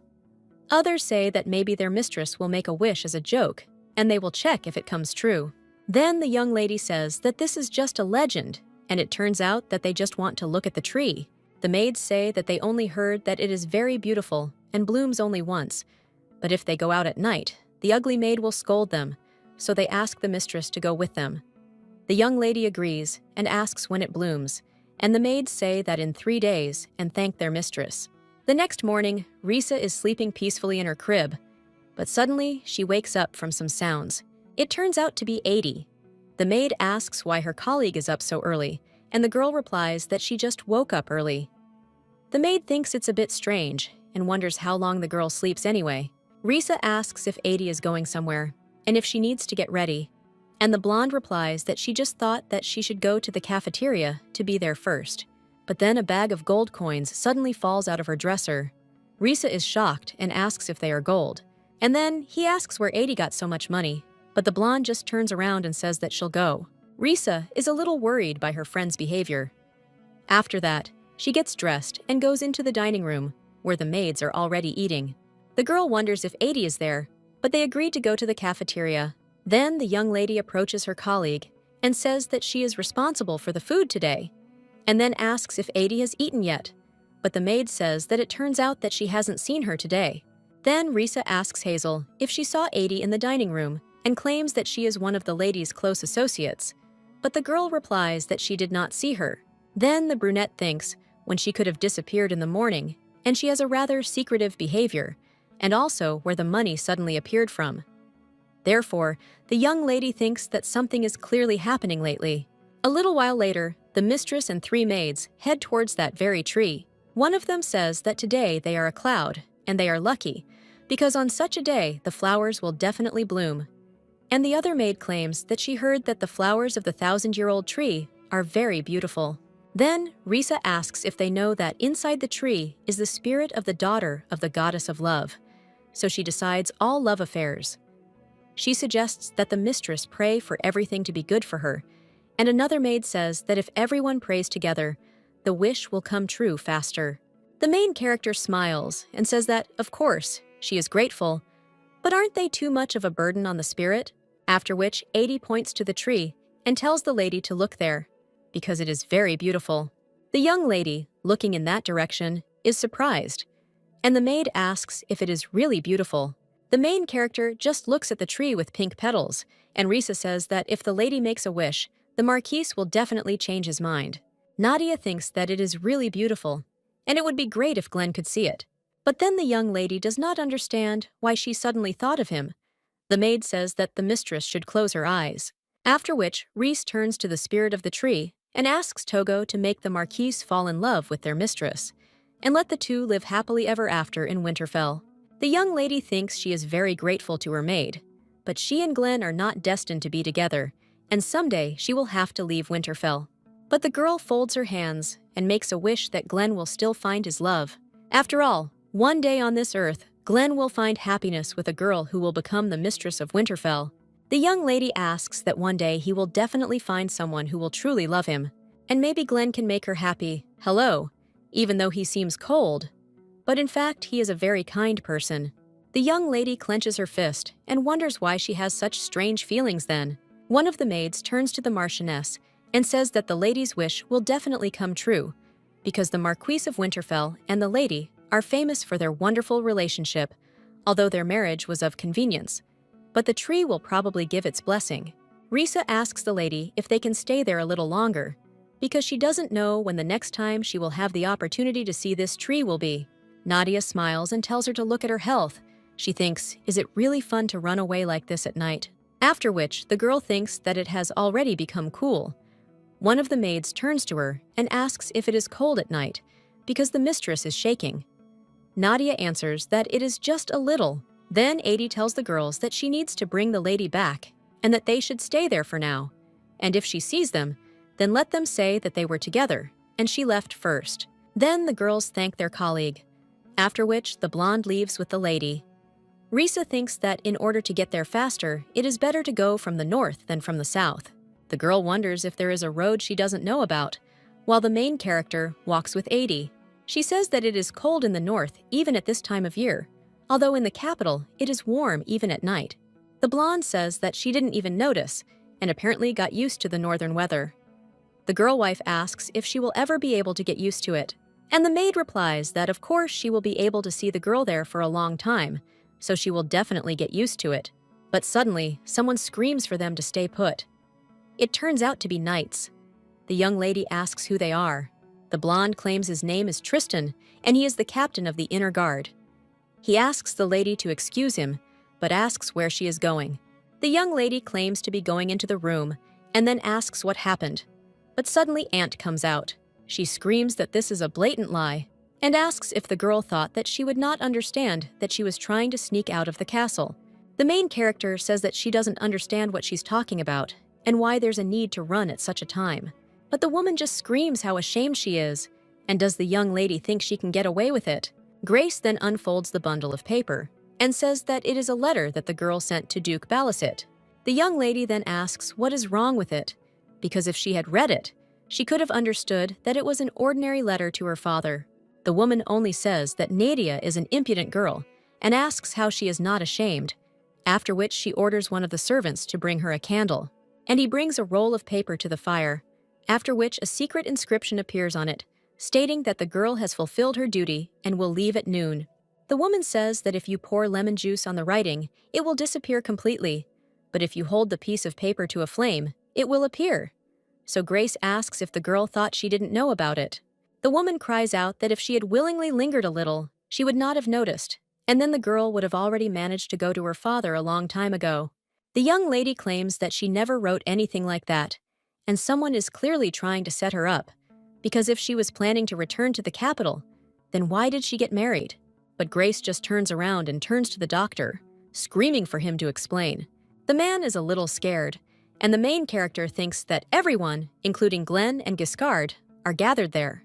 The doctor will say that for some unknown reason, the Marquis suddenly had a fever in the morning, and now his body is simply boiling, and if this continues, then his life is in danger. Everyone is shocked by such news.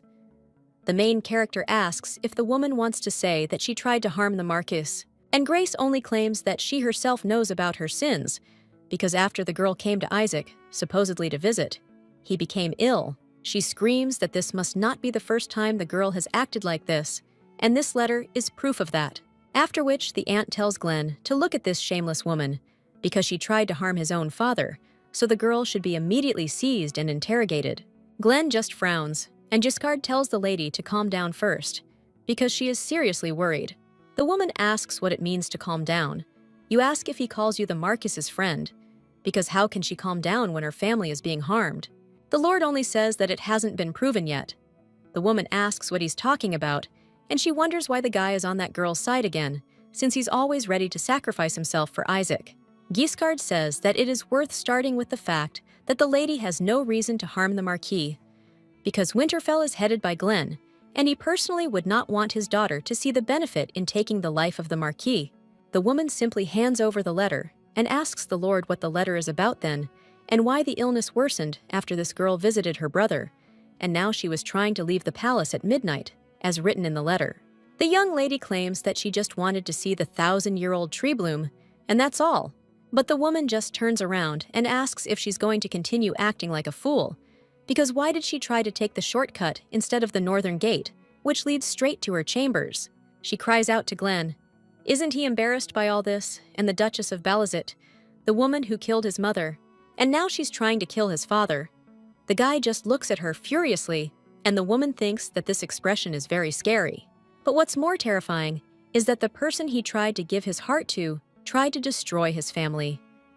Grace thinks that even if Guiscard is on her side, the girl won't be able to go against Glenn. The guy just approaches Nadia and says that he wants to hear her version.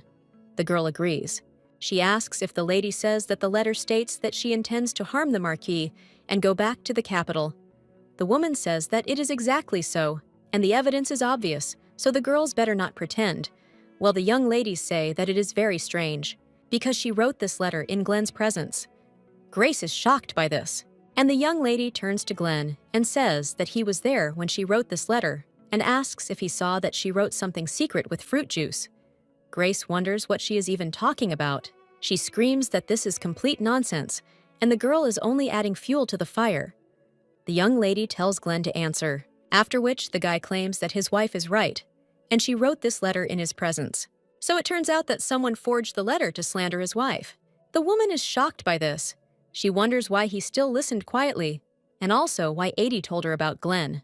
The guy just asks why his aunt did this, but she just screams in shock, asking what he was even talking about. And does Glenn really think that she is trying to set up the girl? She screams that it is someone's plot, and she also does not know what is going on. But the guy only comes up to her and says that she herself forged the letter and somehow worsened his father's condition. And then she made all this noise in the middle of the night, and now she claims she's innocent. The guy claims that if he had accused his wife now, the truth would never have come out. He asks if this is what the woman wanted, and if Mrs. Grace is to blame for the accident with the carriage. The woman only screams that this is all nonsense, and Isaac is her brother, and she would never do anything to her family.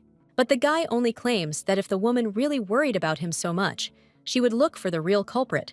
They tried to harm his father in order to blame Nadia, after which he orders the arrest of Mrs. Grace. She only desperately screams for Glenn to listen to her, because she really is not guilty. The woman thinks how this happened, and at what moment. She thinks that if that stupid maid had done her job properly, then everything wouldn't have turned out like this. And since the guy is looking for the culprit, who else does she have a chance? That's why the woman points at 80 and screams that this maid is to blame for everything, because she brought her that letter. Grace thinks that the girl was with her, and I can't avoid an investigation, because when the interrogation begins, they will definitely believe her more, because she is a member of the family, and so she can hang everything on the maid. But the main character only defends her maid. She says that her mistress was not enough, and now she is looking for a victim. The girl says that she thinks she should say this, but that I don't have any sick brothers and sisters. The woman thinks, what does this mean? And didn't the girl get a second job to pay for her sick brother's medicine? And if she has no reason why risk herself and take such a step? She remembers how one servant claimed that he was carrying firewood at the request of the mistress, and then accidentally saw this maid. Grace wonders if the story about Jacob passing by and seeing the maid who had lost her way is a complete lie. The woman understands that this stupid girl planned everything. The young lady approached the Marquise a little while ago. He asked if the Southerners weren't to blame for his mother's death. Then who was? The main character said that Glenn had claimed that he almost got into the carriage too. The guy agreed. And the girl says that if that's the case, he could also have been in an accident. And of course, this is just an assumption for now. But if this happened, it would only benefit one person. Glenn realizes everything in shock. He says that it would be beneficial to his aunt. But how can that be, since she is his father's blood relative? The main character says that she also hopes that it is not her, and this is just an assumption. Then the girl asks, why don't they check because there is some way to prove it? After that, after consulting with Glenn, she chose the most suitable person in whom she had deep trust. Nadia told 80 that she played the main role in this matter, and the maid obeyed her mistress. The main character says that in fact it was the end that she doubted that the lady was guilty, but fortunately or not, she was caught. The young lady had no idea that this would happen. Grace is now in complete shock, and Glenn approaches her and says that the lady will be presented in the court of Winterfell for charges of harming the Marquise. He tells her with a furious look that she shouldn't even dare count on protection, because she will definitely be thrown out of Winterfell. The woman does not believe in everything that is happening and only screams. Glenn then covers his face with his hand. The main character asks if he is okay. The guy claims that he didn't want to believe until the very end, because besides him and his aunt, his father had no one at all, and if not him, who else would take care of his father? The guy thinks how dare a woman kill his mother and live in his castle like a rat. Nadia worries about Glenn. He also says that he is indebted to her again, but the young lady only tells him not to think about it, since it concerns her. The guy calls his wife by name with a sad expression on his face, but then Giscard comes up to them. He claims that he will take charge of interrogating the lady, and the Marquise can rest assured that they will conduct a thorough investigation so that no one can escape punishment. Glenn says that he trusts him, and the Lord then thanks the lady for her help and asks if she should be escorted. The Marquise says that it is a good idea, and then he extends his hand to his wife. The main character did not expect this at all, but she takes his hand and heads to her chambers. After they arrive at Nadia's room, the young lady thanks her husband for accompanying her, and then he says he will go.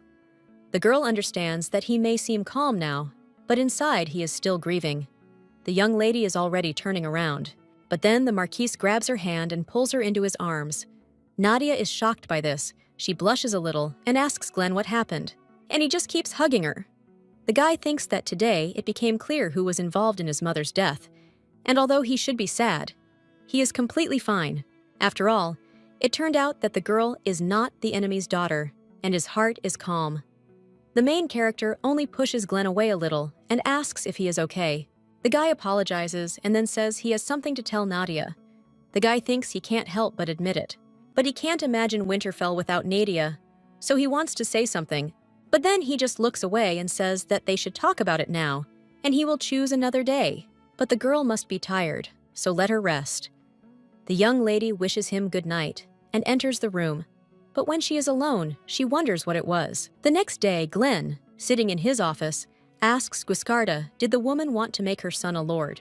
The man replies that, and after long hours of interrogation, it turned out that she went to great lengths to make her son a lord. It seems she has a lot of people in the city center, and she put a lot of effort into planning the accident.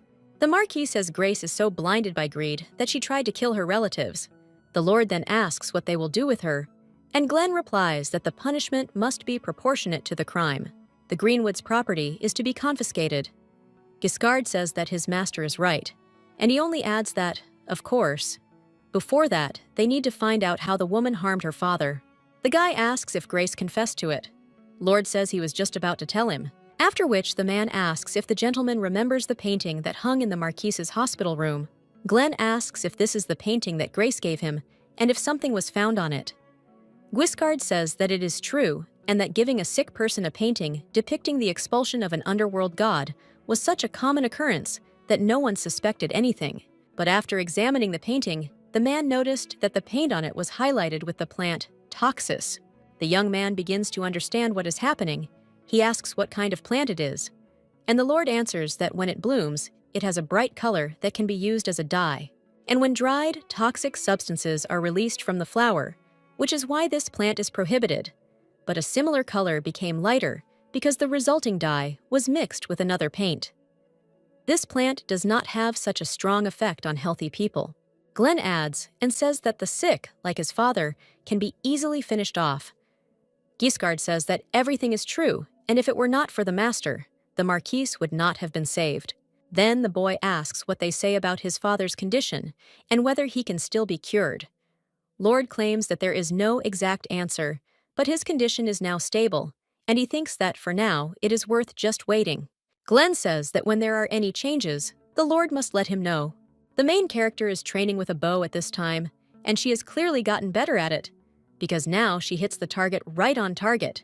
Fabian says that the lady is simply beautiful, and he heard that she is a beginner, but she did just great, and it seems that the gentleman's training helped her. The young lady doesn't understand what he's talking about, but then she remembers those same training sessions and blushes a little.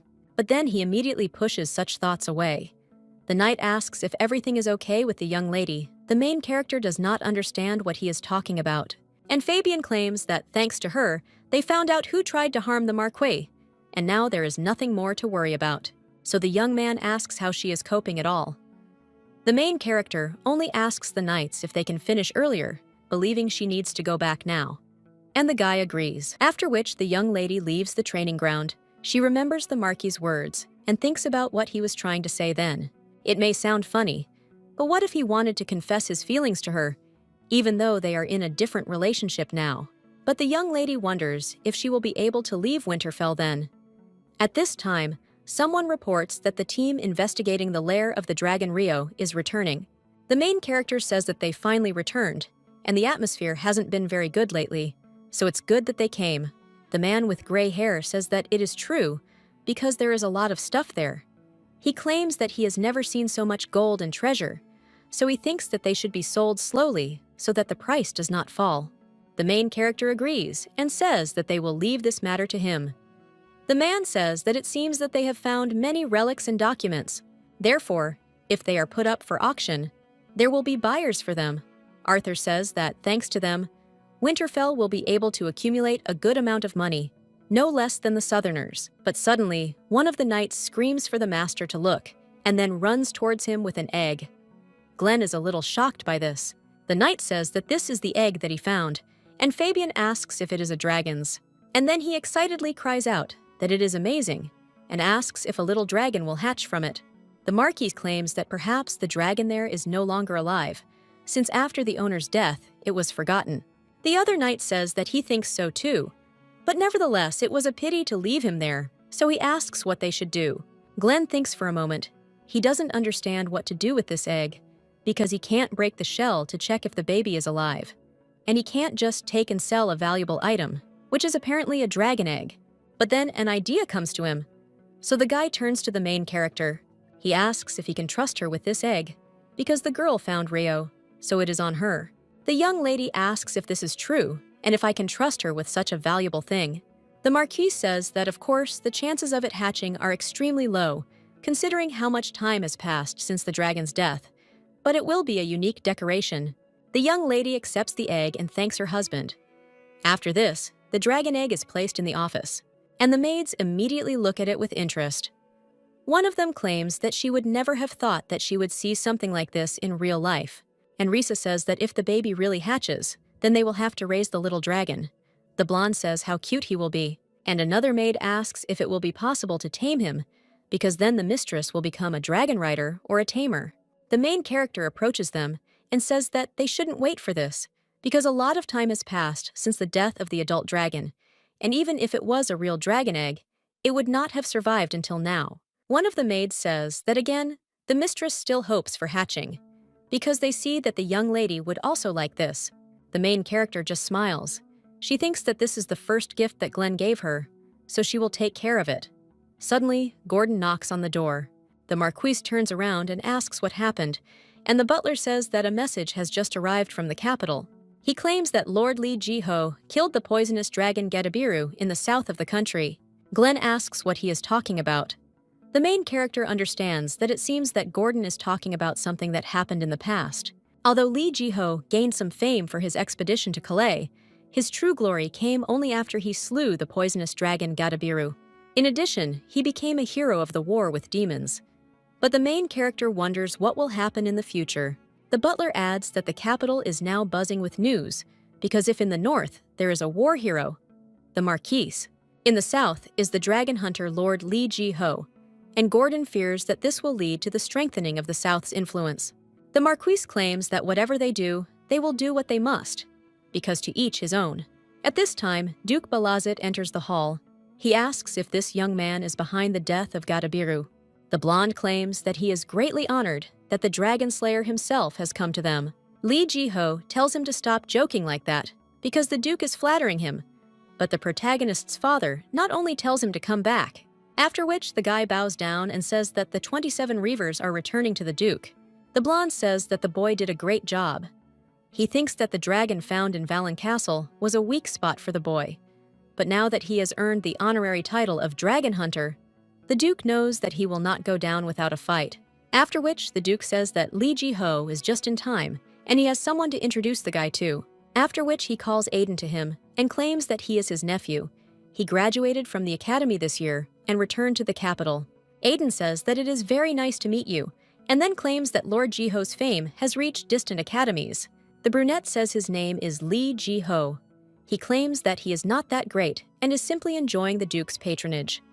Li Jiho thinks that this nephew, who according to the Duke of Balazit, who only has a daughter, will inherit the title. The guy understands that if he is the next Duke, then it would be worth finding a common language with him. The nephew says that the guy looks exactly as they say about him, and it is not surprising that the Duke was thinking about marrying him to his cousin Nadia. The Lord just smiles tensely and thanks them for such words. Then the Duke comes up to them and says that it's enough chatter, because he should go already.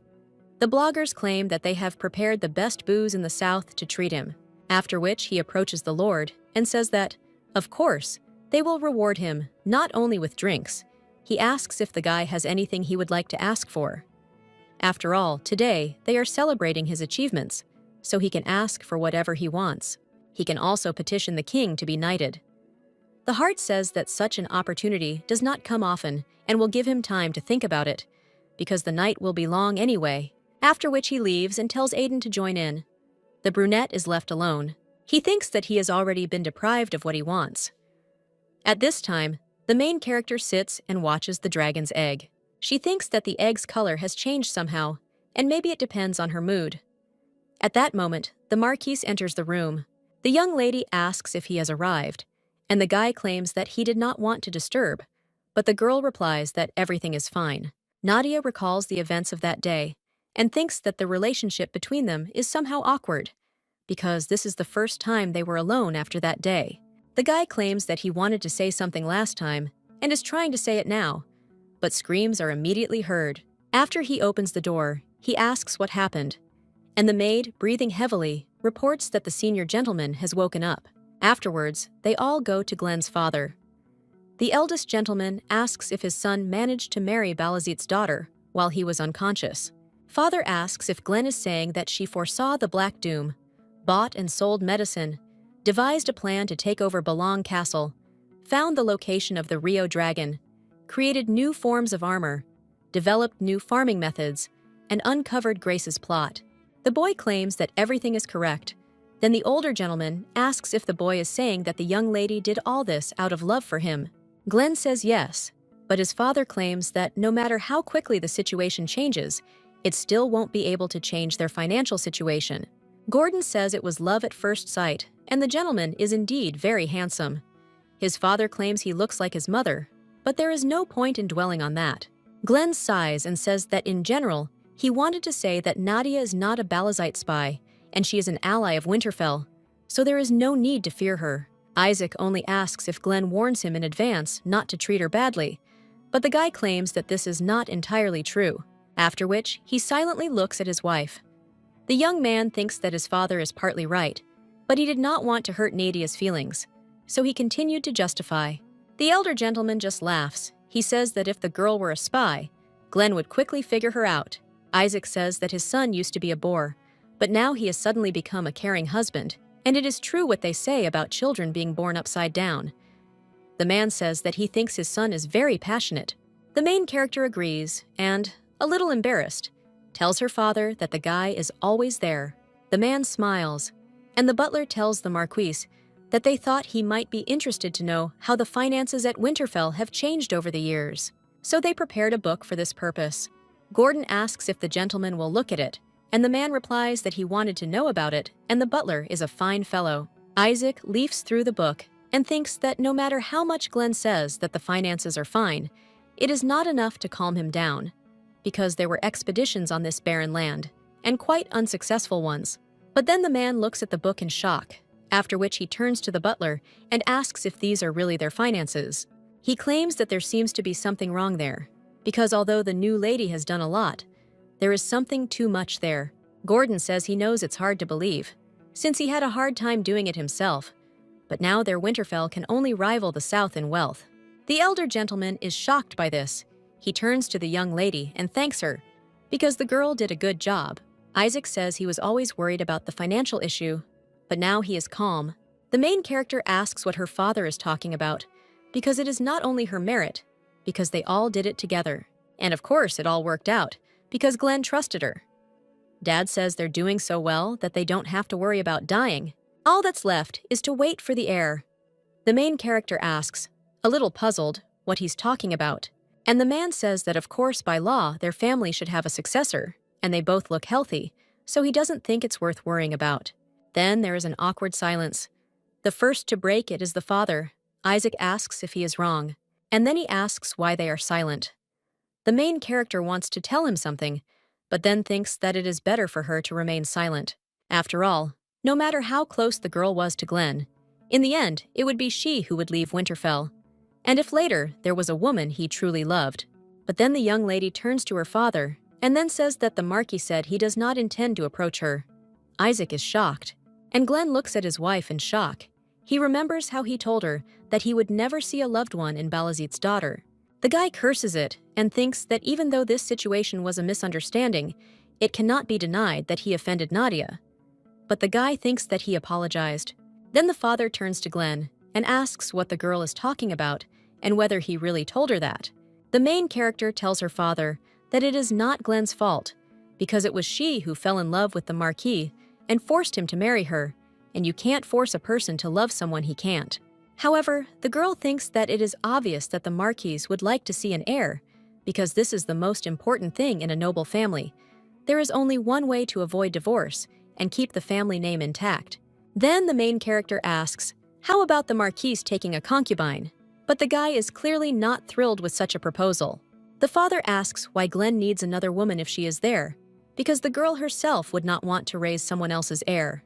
The main character says that, unfortunately, if the Marquise wants this, she will not resist. Isaac tells the young lady that he has had enough and asks Gordon to come out too, as he thinks he should talk to Glenn. After they are left alone, the father asks how this happened and why there was such a conversation at all, because it is obvious that the girl is dear to him, and as soon as the father opened his eyes, Glenn was hugging her. The guy replies that he couldn't do anything. At first, he thought that Nadia was a spy sent by Balazit, and didn't think that she would take his words so close to heart. Isaac asks if his son has now changed his mind. The Marquis replies that he has, and then the elder gentleman tells him to go and correct this misunderstanding, and also apologize for all the offense he caused. The father claims that he sees that the girl is a very good person. Then the boy agrees with his father and says that he will do so. The young lady is already lying in her bed at this time. She thinks that sleep does not come at all and ponders what to do. The girl remembers her words to the concubine, and she understands that on other days she would have gotten away with it. But now everything is different, and now Glenn trusts her completely, and if he really confesses his feelings to her and wants to be with her, the young lady would not be able to refuse. And besides, the older gentleman asked why Glenn needed another woman if there was Nadia. After all, she herself would not want to raise someone else's heir. The main character imagines Glenn and the child from another woman.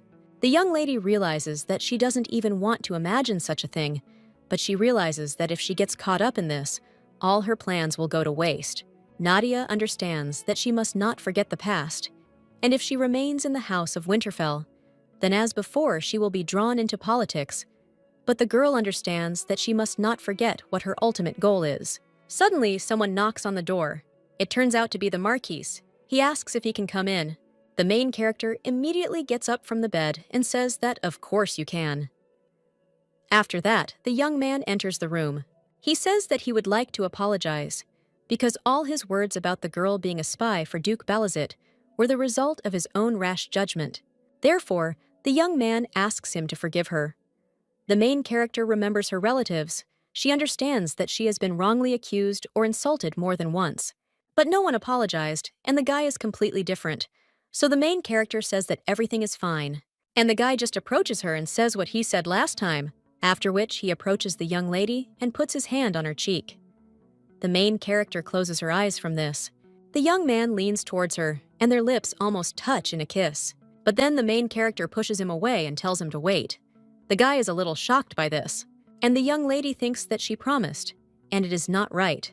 So Nadia decides that she must admit that she married the guy only to escape from her father's clutches. The young man asks if everything is okay, but the main character just looks at him seriously. She claims that she also has something to say. Nadia understands that if the guy gets angry and says that he will divorce her right now, then nothing can be done. The young lady needs to admit that the girl married him by deception and end it. Glenn asks what she wants to say. The main character thinks that if she explains how desperate she was, then will he be able to understand her. Then the young lady asks if Glenn will listen to her. And after that, the two of them go out into the garden. The guy claims that a lot of things are in bloom there. The young lady agrees with him and says that it is already summer in the north, so it has become warmer. The Marquis looks at his wife and wonders if he was too hasty, because he must admit that he doesn't know how to kiss either. But then he turns around, a little embarrassed. The main character says that it seems like they just got married recently, and several months have already passed. The guy says that if you think about it, this is their first walk after the wedding, and he himself thinks that he was too indifferent to his wife, because the girl went all the way to the north to find him. And now, when he tried to kiss her, Nadia pushed him away. Now the guy is thinking how pathetic he is, and the main character turns to him. The girl asks if Glenn trusts her. He claims that there was a misunderstanding before, but now he of course trusts her. The guy wonders why there are such questions, and the young lady sadly says that she actually has something to confess and asks if Glenn can. You listen to her promising not to get angry. The guy is a little shocked at first, but then he gets down on one knee and says he swears that the girl won't tell. He promises to believe her. The main character remembers all the moments they spent together. She thinks that if she tells the truth, Glenn will be disappointed in her. Although the young lady's feelings were not sincere, she truly enjoyed spending time with him. Nadia thinks that she has such a strange feeling and wonders why her heart is pounding so much. But then tears start to flow from her eyes, and the girl does not understand what it is. The Marquis approaches her. He wipes away her tears and says that the girl wants to say that she did not marry him out of love. The young lady is just wondering how he found out, but the guy now understands what's going on. He says he has no doubt of her loyalty to Winterfell after what she did. The Marquis says that thanks to the girl, Winterfell is only blossoming, and he too. The guy claims that a lot has changed, but the more he thinks about it, the harder it is for him to believe that such a wise woman could fall in love with him, a stranger. But even if it was all a lie, Nadia is very important to him now. So the guy asks what truth she wants to tell. Then the young lady says that she actually hates her family and tells the whole story. The Marquis, in shock, asks if the Duke and her sister tried to finish off Nadia. The main character says that there is, after all, and he wanted to use her as a pawn and then get rid of her. And if she had stayed with her father, he would have definitely finished her off. And in order to save herself, she had to flee from Balazit. And that was when the young lady met the Marquis, someone who hated Balazit as much as she did. Someone with the status and power to stand up to Duke Balazit, and someone who would avenge her. The main character says that because of Togo, she had to lie, and she is sorry. Nadia says that if she continues to help in the development of Winterfell to resist Balazit, then it will be good for the guy. And one day, when the Balazith family falls, she will quietly leave Winterfell. The Marquis is shocked by this. He asks what it means that she will leave, and the young lady says that she will definitely file for divorce. After all, the guy also doesn't want to stay with a woman he doesn't love. Nadia apologizes and says that it's all her fault. That's why she suggests getting a divorce when everything is resolved, and the guy finds a new wife. The young man suspected that his wife had secrets, but he didn't even think that everything was so serious, and now he understands what happened. The Marquis was so focused on his property that he didn't care about her. The girl found the best means to achieve her goal and built a sequence of her plans, after which she did not object to being called a woman blinded by love.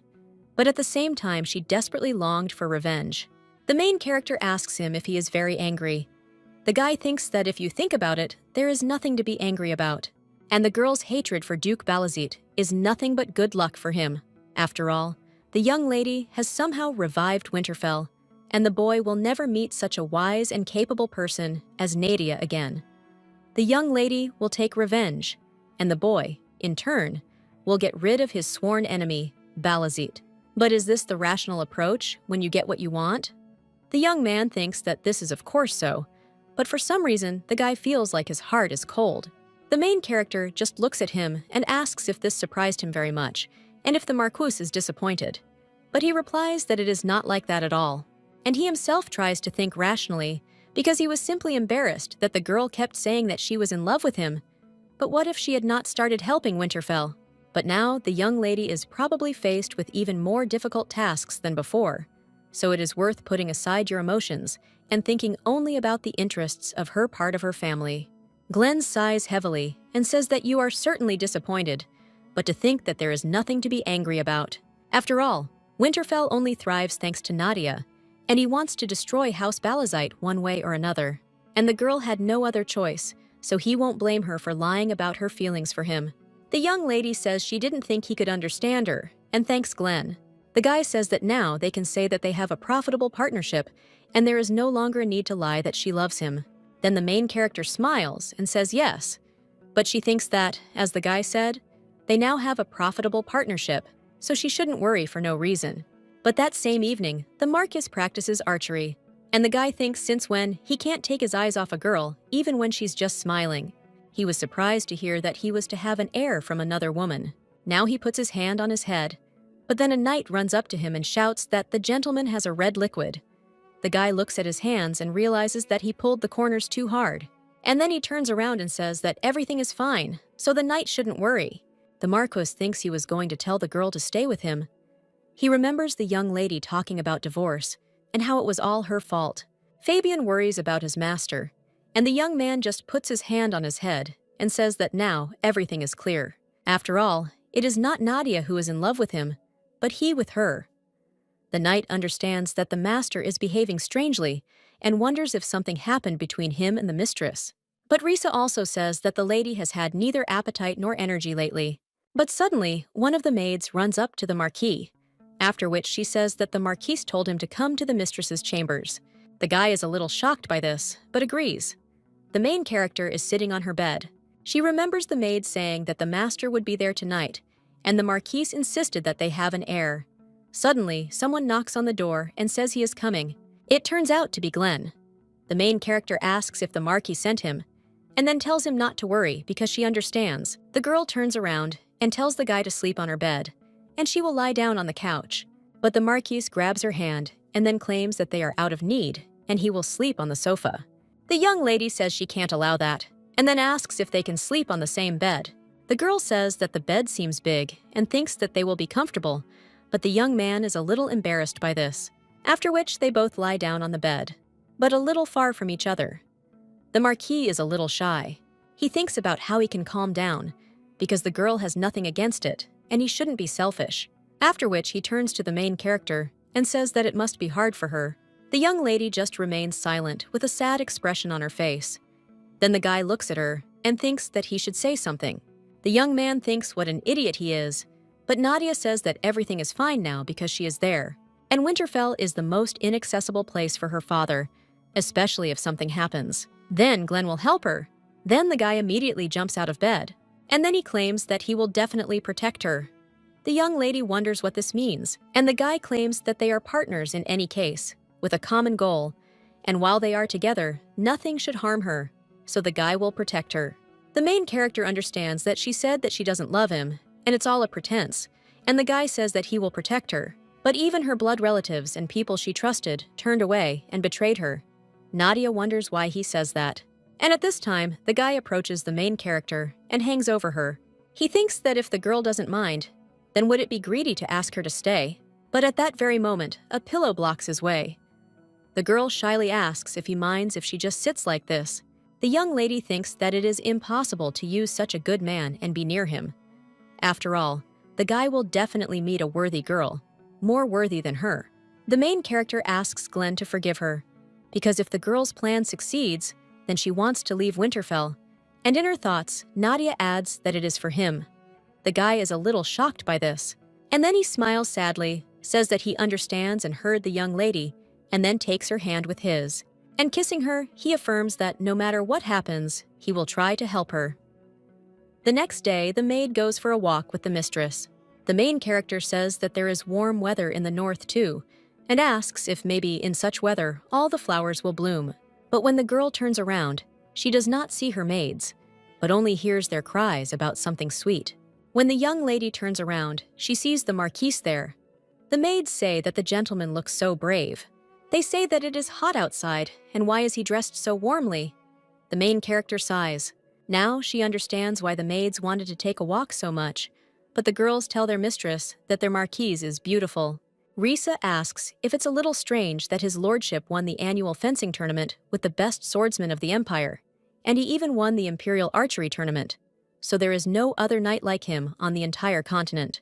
Nadia thinks how cool this is, and that it explains the possibility of love at first sight. She thanks the guy for being so good. One of the maids says that she heard that Mr. Li Ji-ho is very popular in the south lately, but he still can't beat their Marquise, because Mr. Ji-ho only wields a sword, while theirs is a master of both sword and bow.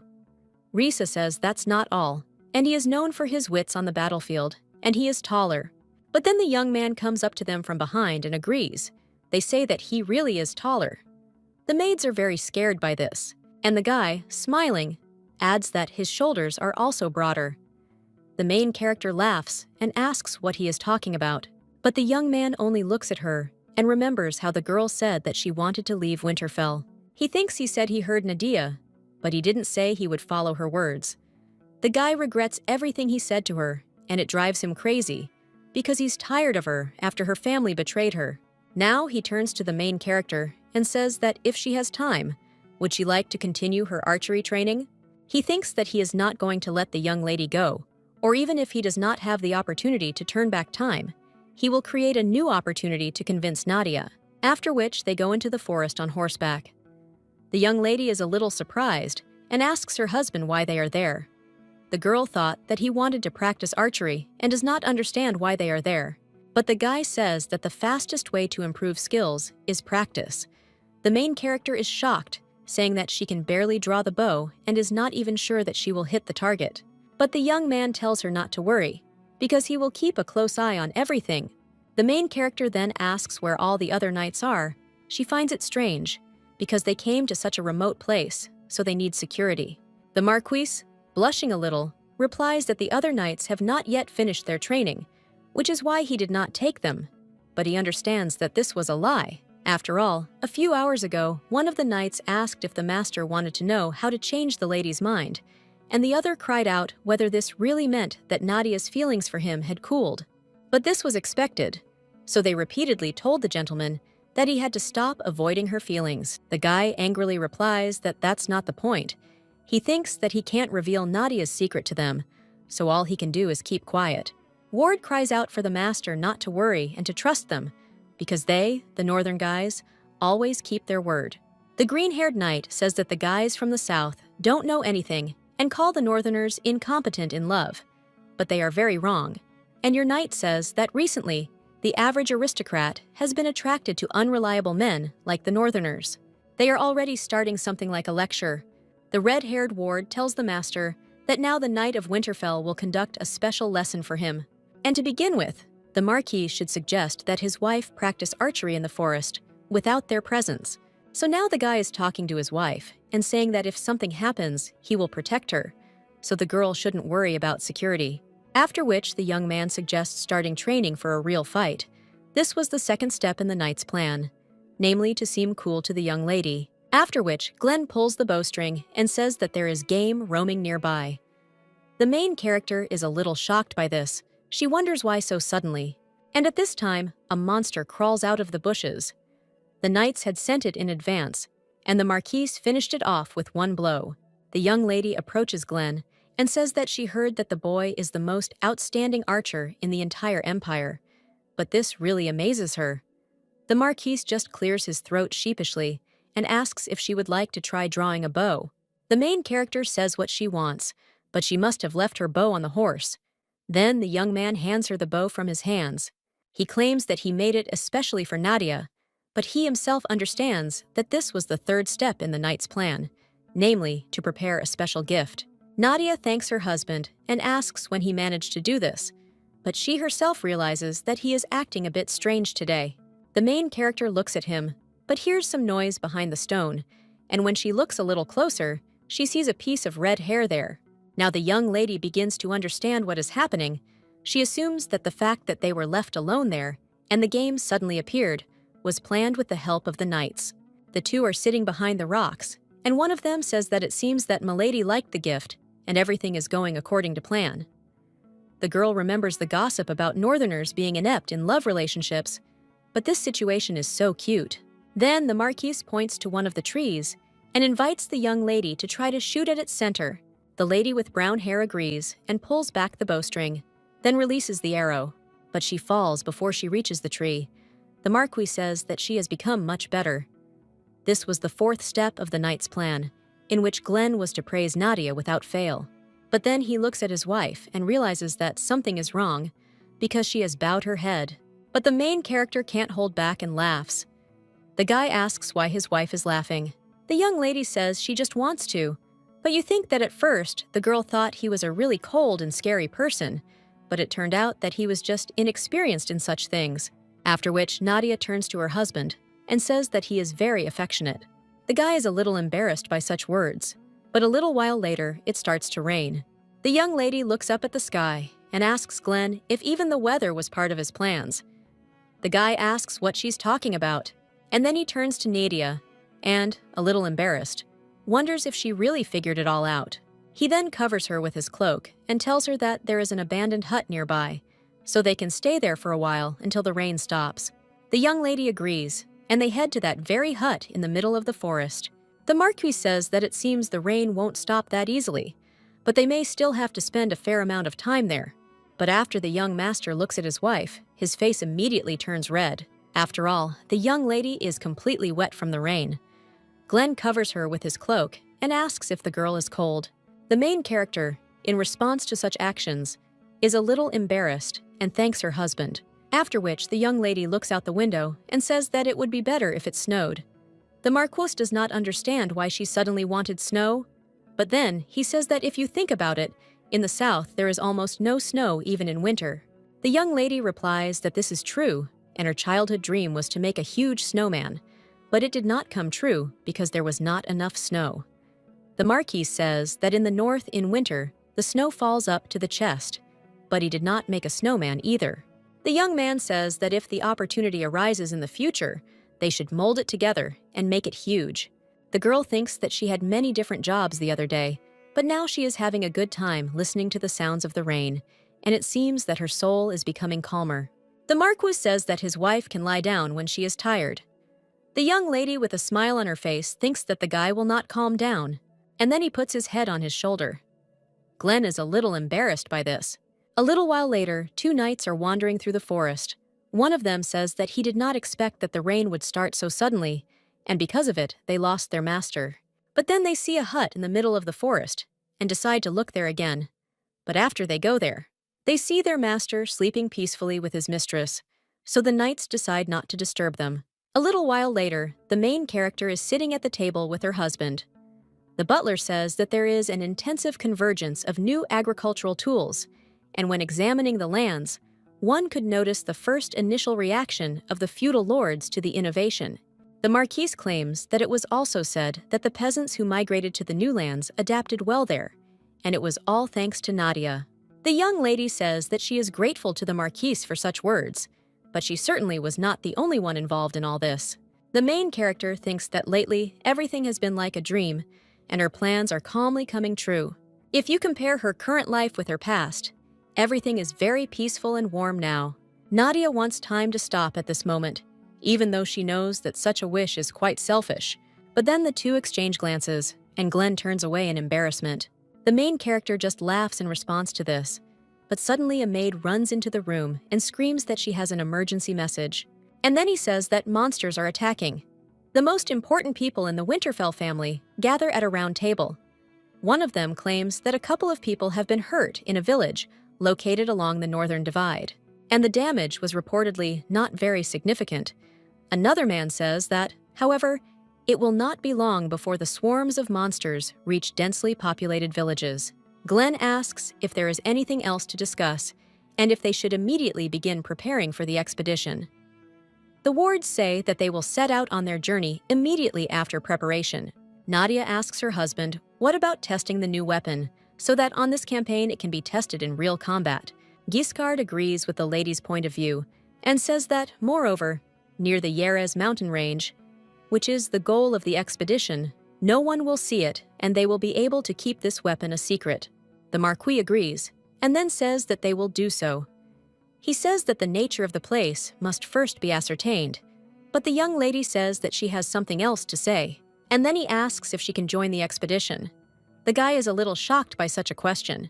One of the men sitting at the table says that, until now, the girls have not participated in the campaign against the monsters, and it is too dangerous.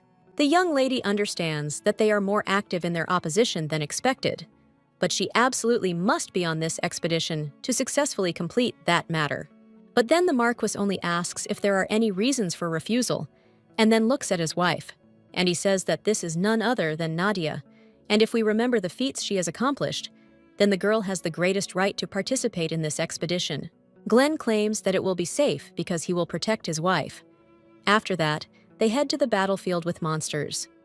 Incidents often occur when monsters living in the demon land invade the human world through the gate. Since the cause is unknown and the invasion cannot be prevented, it is a disaster that must be responded to as quickly as possible. Glenn orders the attack to begin and keep their distance. After that, the archers start shooting at the monsters. The guy, sitting on his horse, says that, as expected, regular arrows don't work on them, and another knight asks if he can give the order to retreat. But the Marquis tells him to wait a little, and then, when he sees that the monsters are close enough, then he shouts to the knights to retreat. Another knight tells the lord that everything is as he said. The monsters pursue the horse archers who were the bait, and their formation is completely disorganized. The Marquis says that monsters are just a herd of fools with a large build, and it is not difficult to defeat them if you use your brains. After which, the guy takes his sword out of its sheath and says that he will try to hunt the mice that are cornered, and orders the knights to attack. He plunges the monsters into eternal sleep one by one, and the main character watches all this from a cliff. After which, the Knights of Winterfell win. The young lady says that if that many monsters descended on their land, they would cause so much damage. The knight tells the lady not to worry, because they have a master, and this time they won without a single casualty. He also says that having a master like them in the north is a joy to the soul. The main character agrees with Fabian. She says that Glenn is really encouraging. The girl thinks that after the wedding, she often heard about Glenn's exploits from the warriors, but seeing everything with her own eyes is even more amazing. The girl thinks that Glenn has played his part, and now it is her turn. The young lady tells the Marquis that she has something to talk to him about. The guy asks what it is, and Nadia answers that, with the help of the monster's remains, she wants to create a unique product that will be produced only in their area. The guy is a little shocked by this, and the other knights tell the lady that they tried to benefit from this huge amount of leftovers every time they fought monsters. However, in reality, they are useless, and it is best to burn everything before it causes too much trouble. The young lady just smiles and asks what if she knows how to take advantage of them. The two men are a little shocked, and the Marquis asks if Nadia could tell him how. He understands that the girl clearly has some kind of plan, since she has always helped Winterfell with her ingenuity. The main character says that the remains of monsters can be used as excellent medicinal material. Glenn says that they asked their doctor earlier, but he said that there is nothing useful about you monsters. The young lady claims that this is because the method of making it is unknown to the world, and she accidentally read about it in an ancient forbidden book as a child. The guy asks if she wants to say again that the information she accidentally learned could be useful, and the main character agrees. The girl understands that their doubts are expected. She also knows this all from a past life. More precisely, you are in a war with demons that will begin in the future. It was noted and discovered that demons use parts of their own kind as medicine. The main character says that the volume of agricultural production is important, but for the long-term prosperity of their territory, other industries must also be developed, so trade must be revived. It is for this reason that turning the remains of monsters into a special product is a very important mission for Winterfell. The guy says that his wife is right, and if they can create this special product, it will become their reliable resource. The main character says that she will give an example and points to Meduso, a similar monster. The girl claims that even though he has no legs, he will still be useful enough. The young lady says that the byproducts of the jellyfish can be used to make use of the snake venom that is in her hair, and in fact, there is barely a noticeable difference between the medicine and the venom, so they can use it. But the main character doesn't have time to finish before a snake attacks her. The girl is very scared of this. However, the Marquis immediately pulls her to himself and decapitates the snake. After which, he asks if his wife is okay. The girl, a little scared, says that she's fine, and then asks how Glenn is.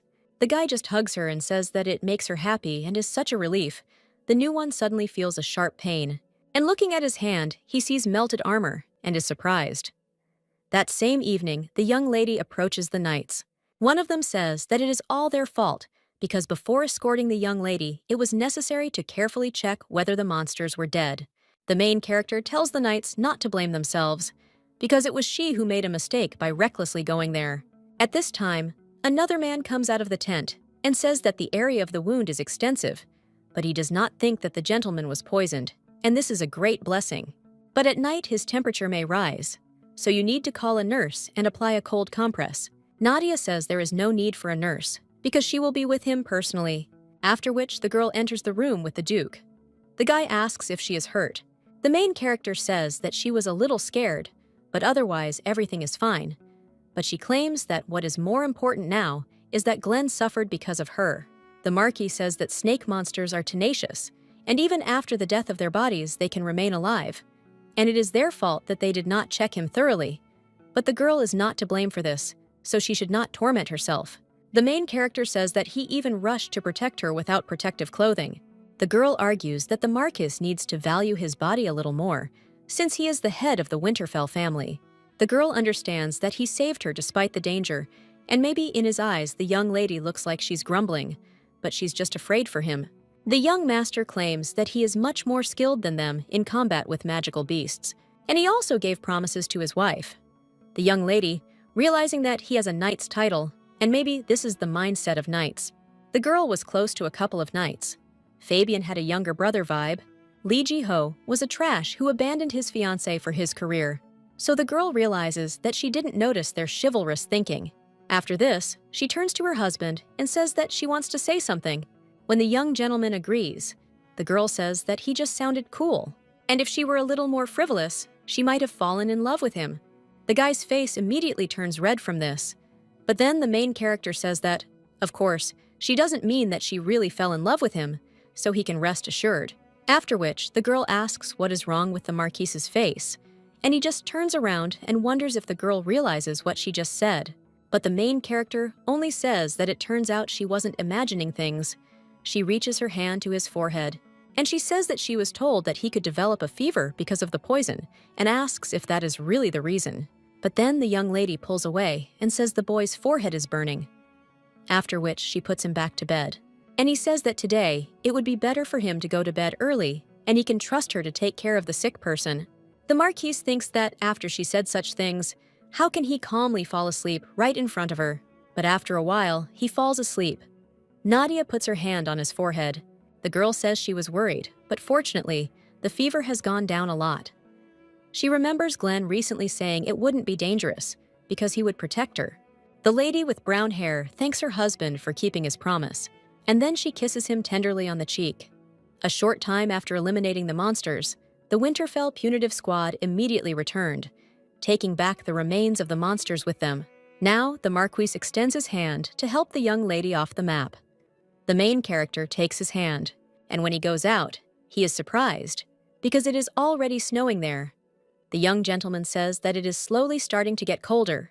The girl realizes that so much time has passed since her arrival in Winterfell. The Marquis says, "By the way, didn't she say she wanted to make a snowman?" Then he approaches her and says that he thinks they will be able to do it soon. The main character says that this is indeed so. One of the wards smirks and says that these two now look like real spouses, and the other says that their method of winning the lady's heart worked.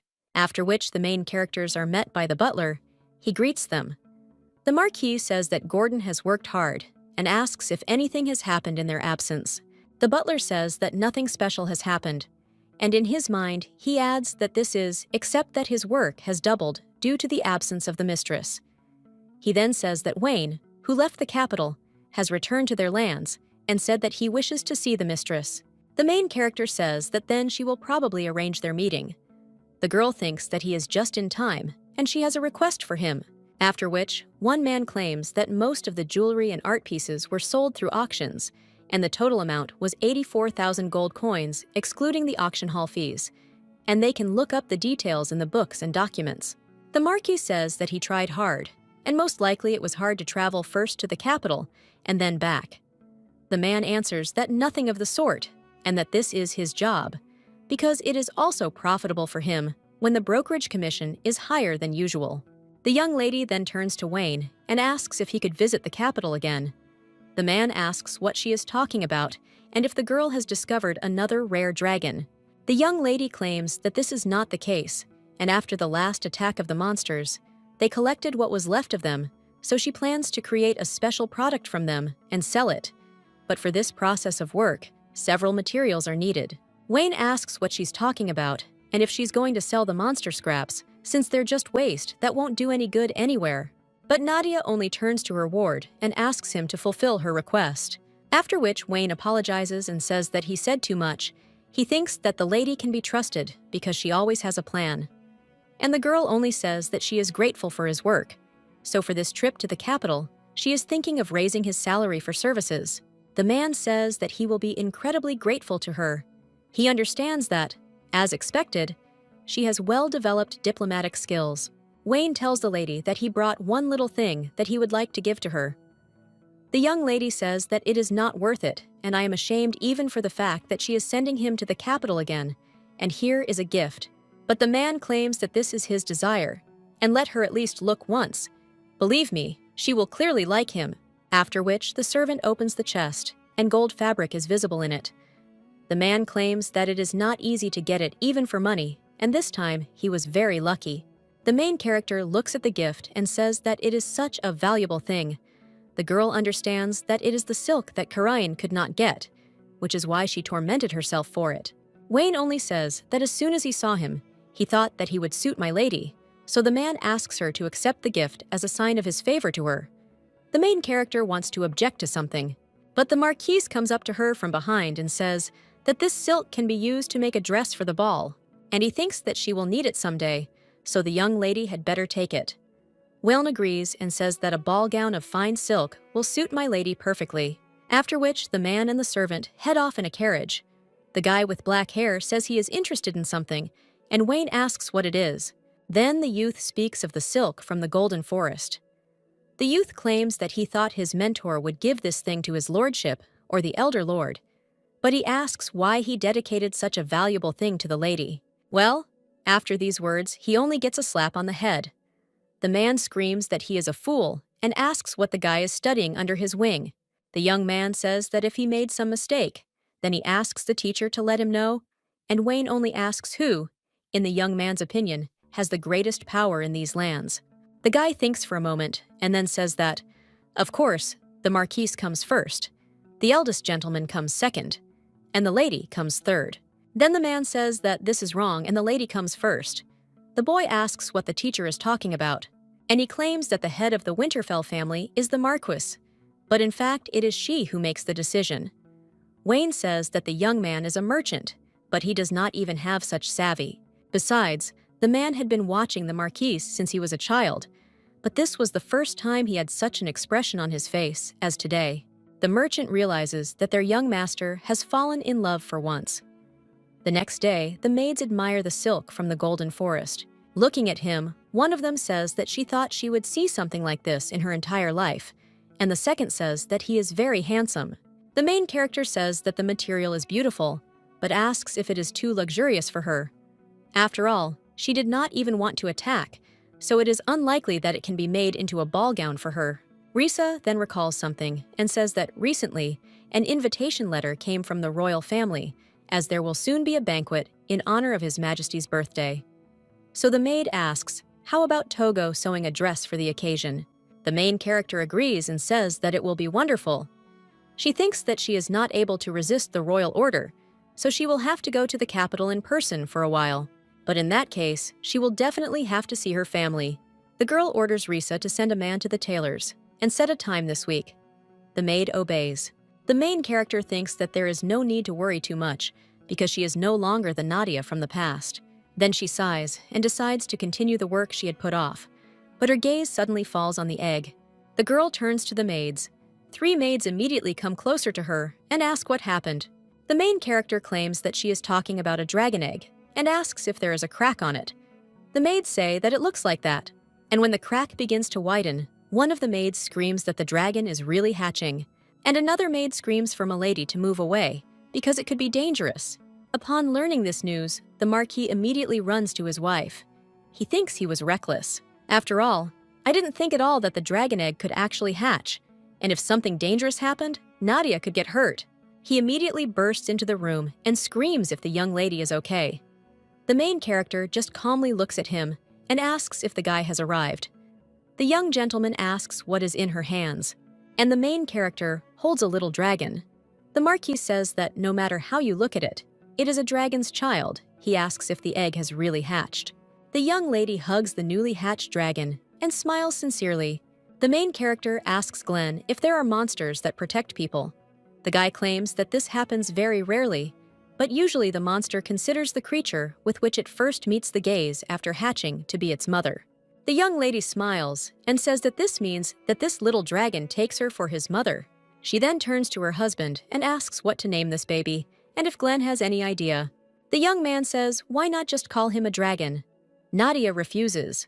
She suggests omitting such names, because suddenly in the future, he will become a dragon guardian of these lands. The guy says that he doesn't even know whether he will become a guardian dragon or a disaster. It's all a matter of time. But when he reaches out to the dragon becomes wary. Glenn, alive, continues to speak and claims that since the baby is a dragon, he still has some signs of a monster. But the black baby only bites the Marcus on the hand, causing him to scream. The main character is surprised and asks if he is okay. The guy says that she cannot worry because he does not think that there is a wound left. The young lady looks at the dragon seriously and tells him to listen, and then asks how he can attack people, and says that if he behaves like that, she will not be able to raise him. The girl claims that she will have nothing to say if the rumors immediately kick him out of there for attacking their master. The kid just looks at the young lady with sad eyes. The head coach says that making such pretty eyes won't help. The Marquis is a little embarrassed. He thinks that everything about his wife seems sweet. But the young lady then turns to him and asks, "What about Noah?" And then she adds that this will be the name of this baby. A little while later, the main character is already walking around the garden and looking for her little dragon. The girl wonders where he disappeared to again, and, probably, he is interested in everything since the baby was born not so long ago. The first place the main character visits is the kitchen. One of the maids asks what business Milady has come for. The young lady says she thought Noah would be there. She had recently read a book about dragons, so she learned that young ones tend to think of enclosed spaces as safe, and they need to eat a lot to grow. So Nadia went into the kitchen, and suddenly she heard some rustling. It comes from the door in the cabinet, so the main character goes to it and opens it. And inside he sees a little dragon who is gobbling up cookies. The main character picks him up and says that he is such a brat, because the baby should have asked her for food if he was hungry. The dragon just looks at her innocently, and the lady with brown hair thinks how cute it is. The maid says that, by the way, the master also often looked there in his childhood. The young lady asks if it is true about the maids. He says that yes, and he did it in the midst of his growth. The boy grew every night, and even after eating, he remained hungry. So whenever he could find a convenient opportunity, he would always run to the kitchen. Nadia says it's amazing that such a cold-hearted Glenn had a period like that. She thinks he must have been so sweet. And then he says that the little dragon looks like Glenn, in response to which the baby only smiles. A little while later, the main character is sitting behind the documents. The Marquise claims that the baby has been wandering around lately, turning the entire mansion upside down, and asks if it is true. The young lady just smiles. She was constantly trying to find the missing Noah. One of the servants asked why Milady was there, but the girl was only looking for the baby. A little while later, the dragon hid again, and at this time, already in the garden. The gardener asked why Milady had come to such an untidy place. Now Nadia says that Noah is just very curious, and besides, he hasn't done anything serious yet, and he also listens to her well. The Marquise looks at these two and thinks that maybe the little dragon is simply doing what he listens to. But the thing is, he's a hindrance between him and Nadia. He puts the paper on the table and says he thinks he'll have to be separated from this baby for a while. The main character takes the sheet of paper and asks what it is, and the Marquis says that it is an invitation letter sent by the royal family. He believes that it is in honor of the king's birthday, and that they will need to prepare for moving to the capital. The young lady is not very happy about this news. She thinks that everything is as expected. Glenn asks if all her plans to create medicine from monster remains are still valid. Nadia says that of course it is, and even their effect has already been proven, so she plans to start trading in the capital. The girl asks if he still doesn't believe it, and her husband says that it's not that, and he's just a little worried, because as she knows, nobles don't often engage in trade, so such people are usually looked down upon. Nadia asks Glenn if he is worried that she will be neglected in the capital. She then thanks him for his concern, but says that she has everything planned out, so he should not worry because he will see and understand everything himself. The guy says that he will say, just in case, that if everything does not turn out as she expected, then he asks her not to torture herself, because in their family, no one will dare to blame her. The young lady agrees. She wonders if Glenn has really become so affectionate. She can't believe that this is the same person she saw when she first met him. She also asks her husband not to worry about her, and then looks at him, and she claims that they must continue to accumulate strength, because from now on, she decides to start taking active actions. That same evening, Lee Ji-ho also receives a letter, a video of him smiling, because he will soon be able to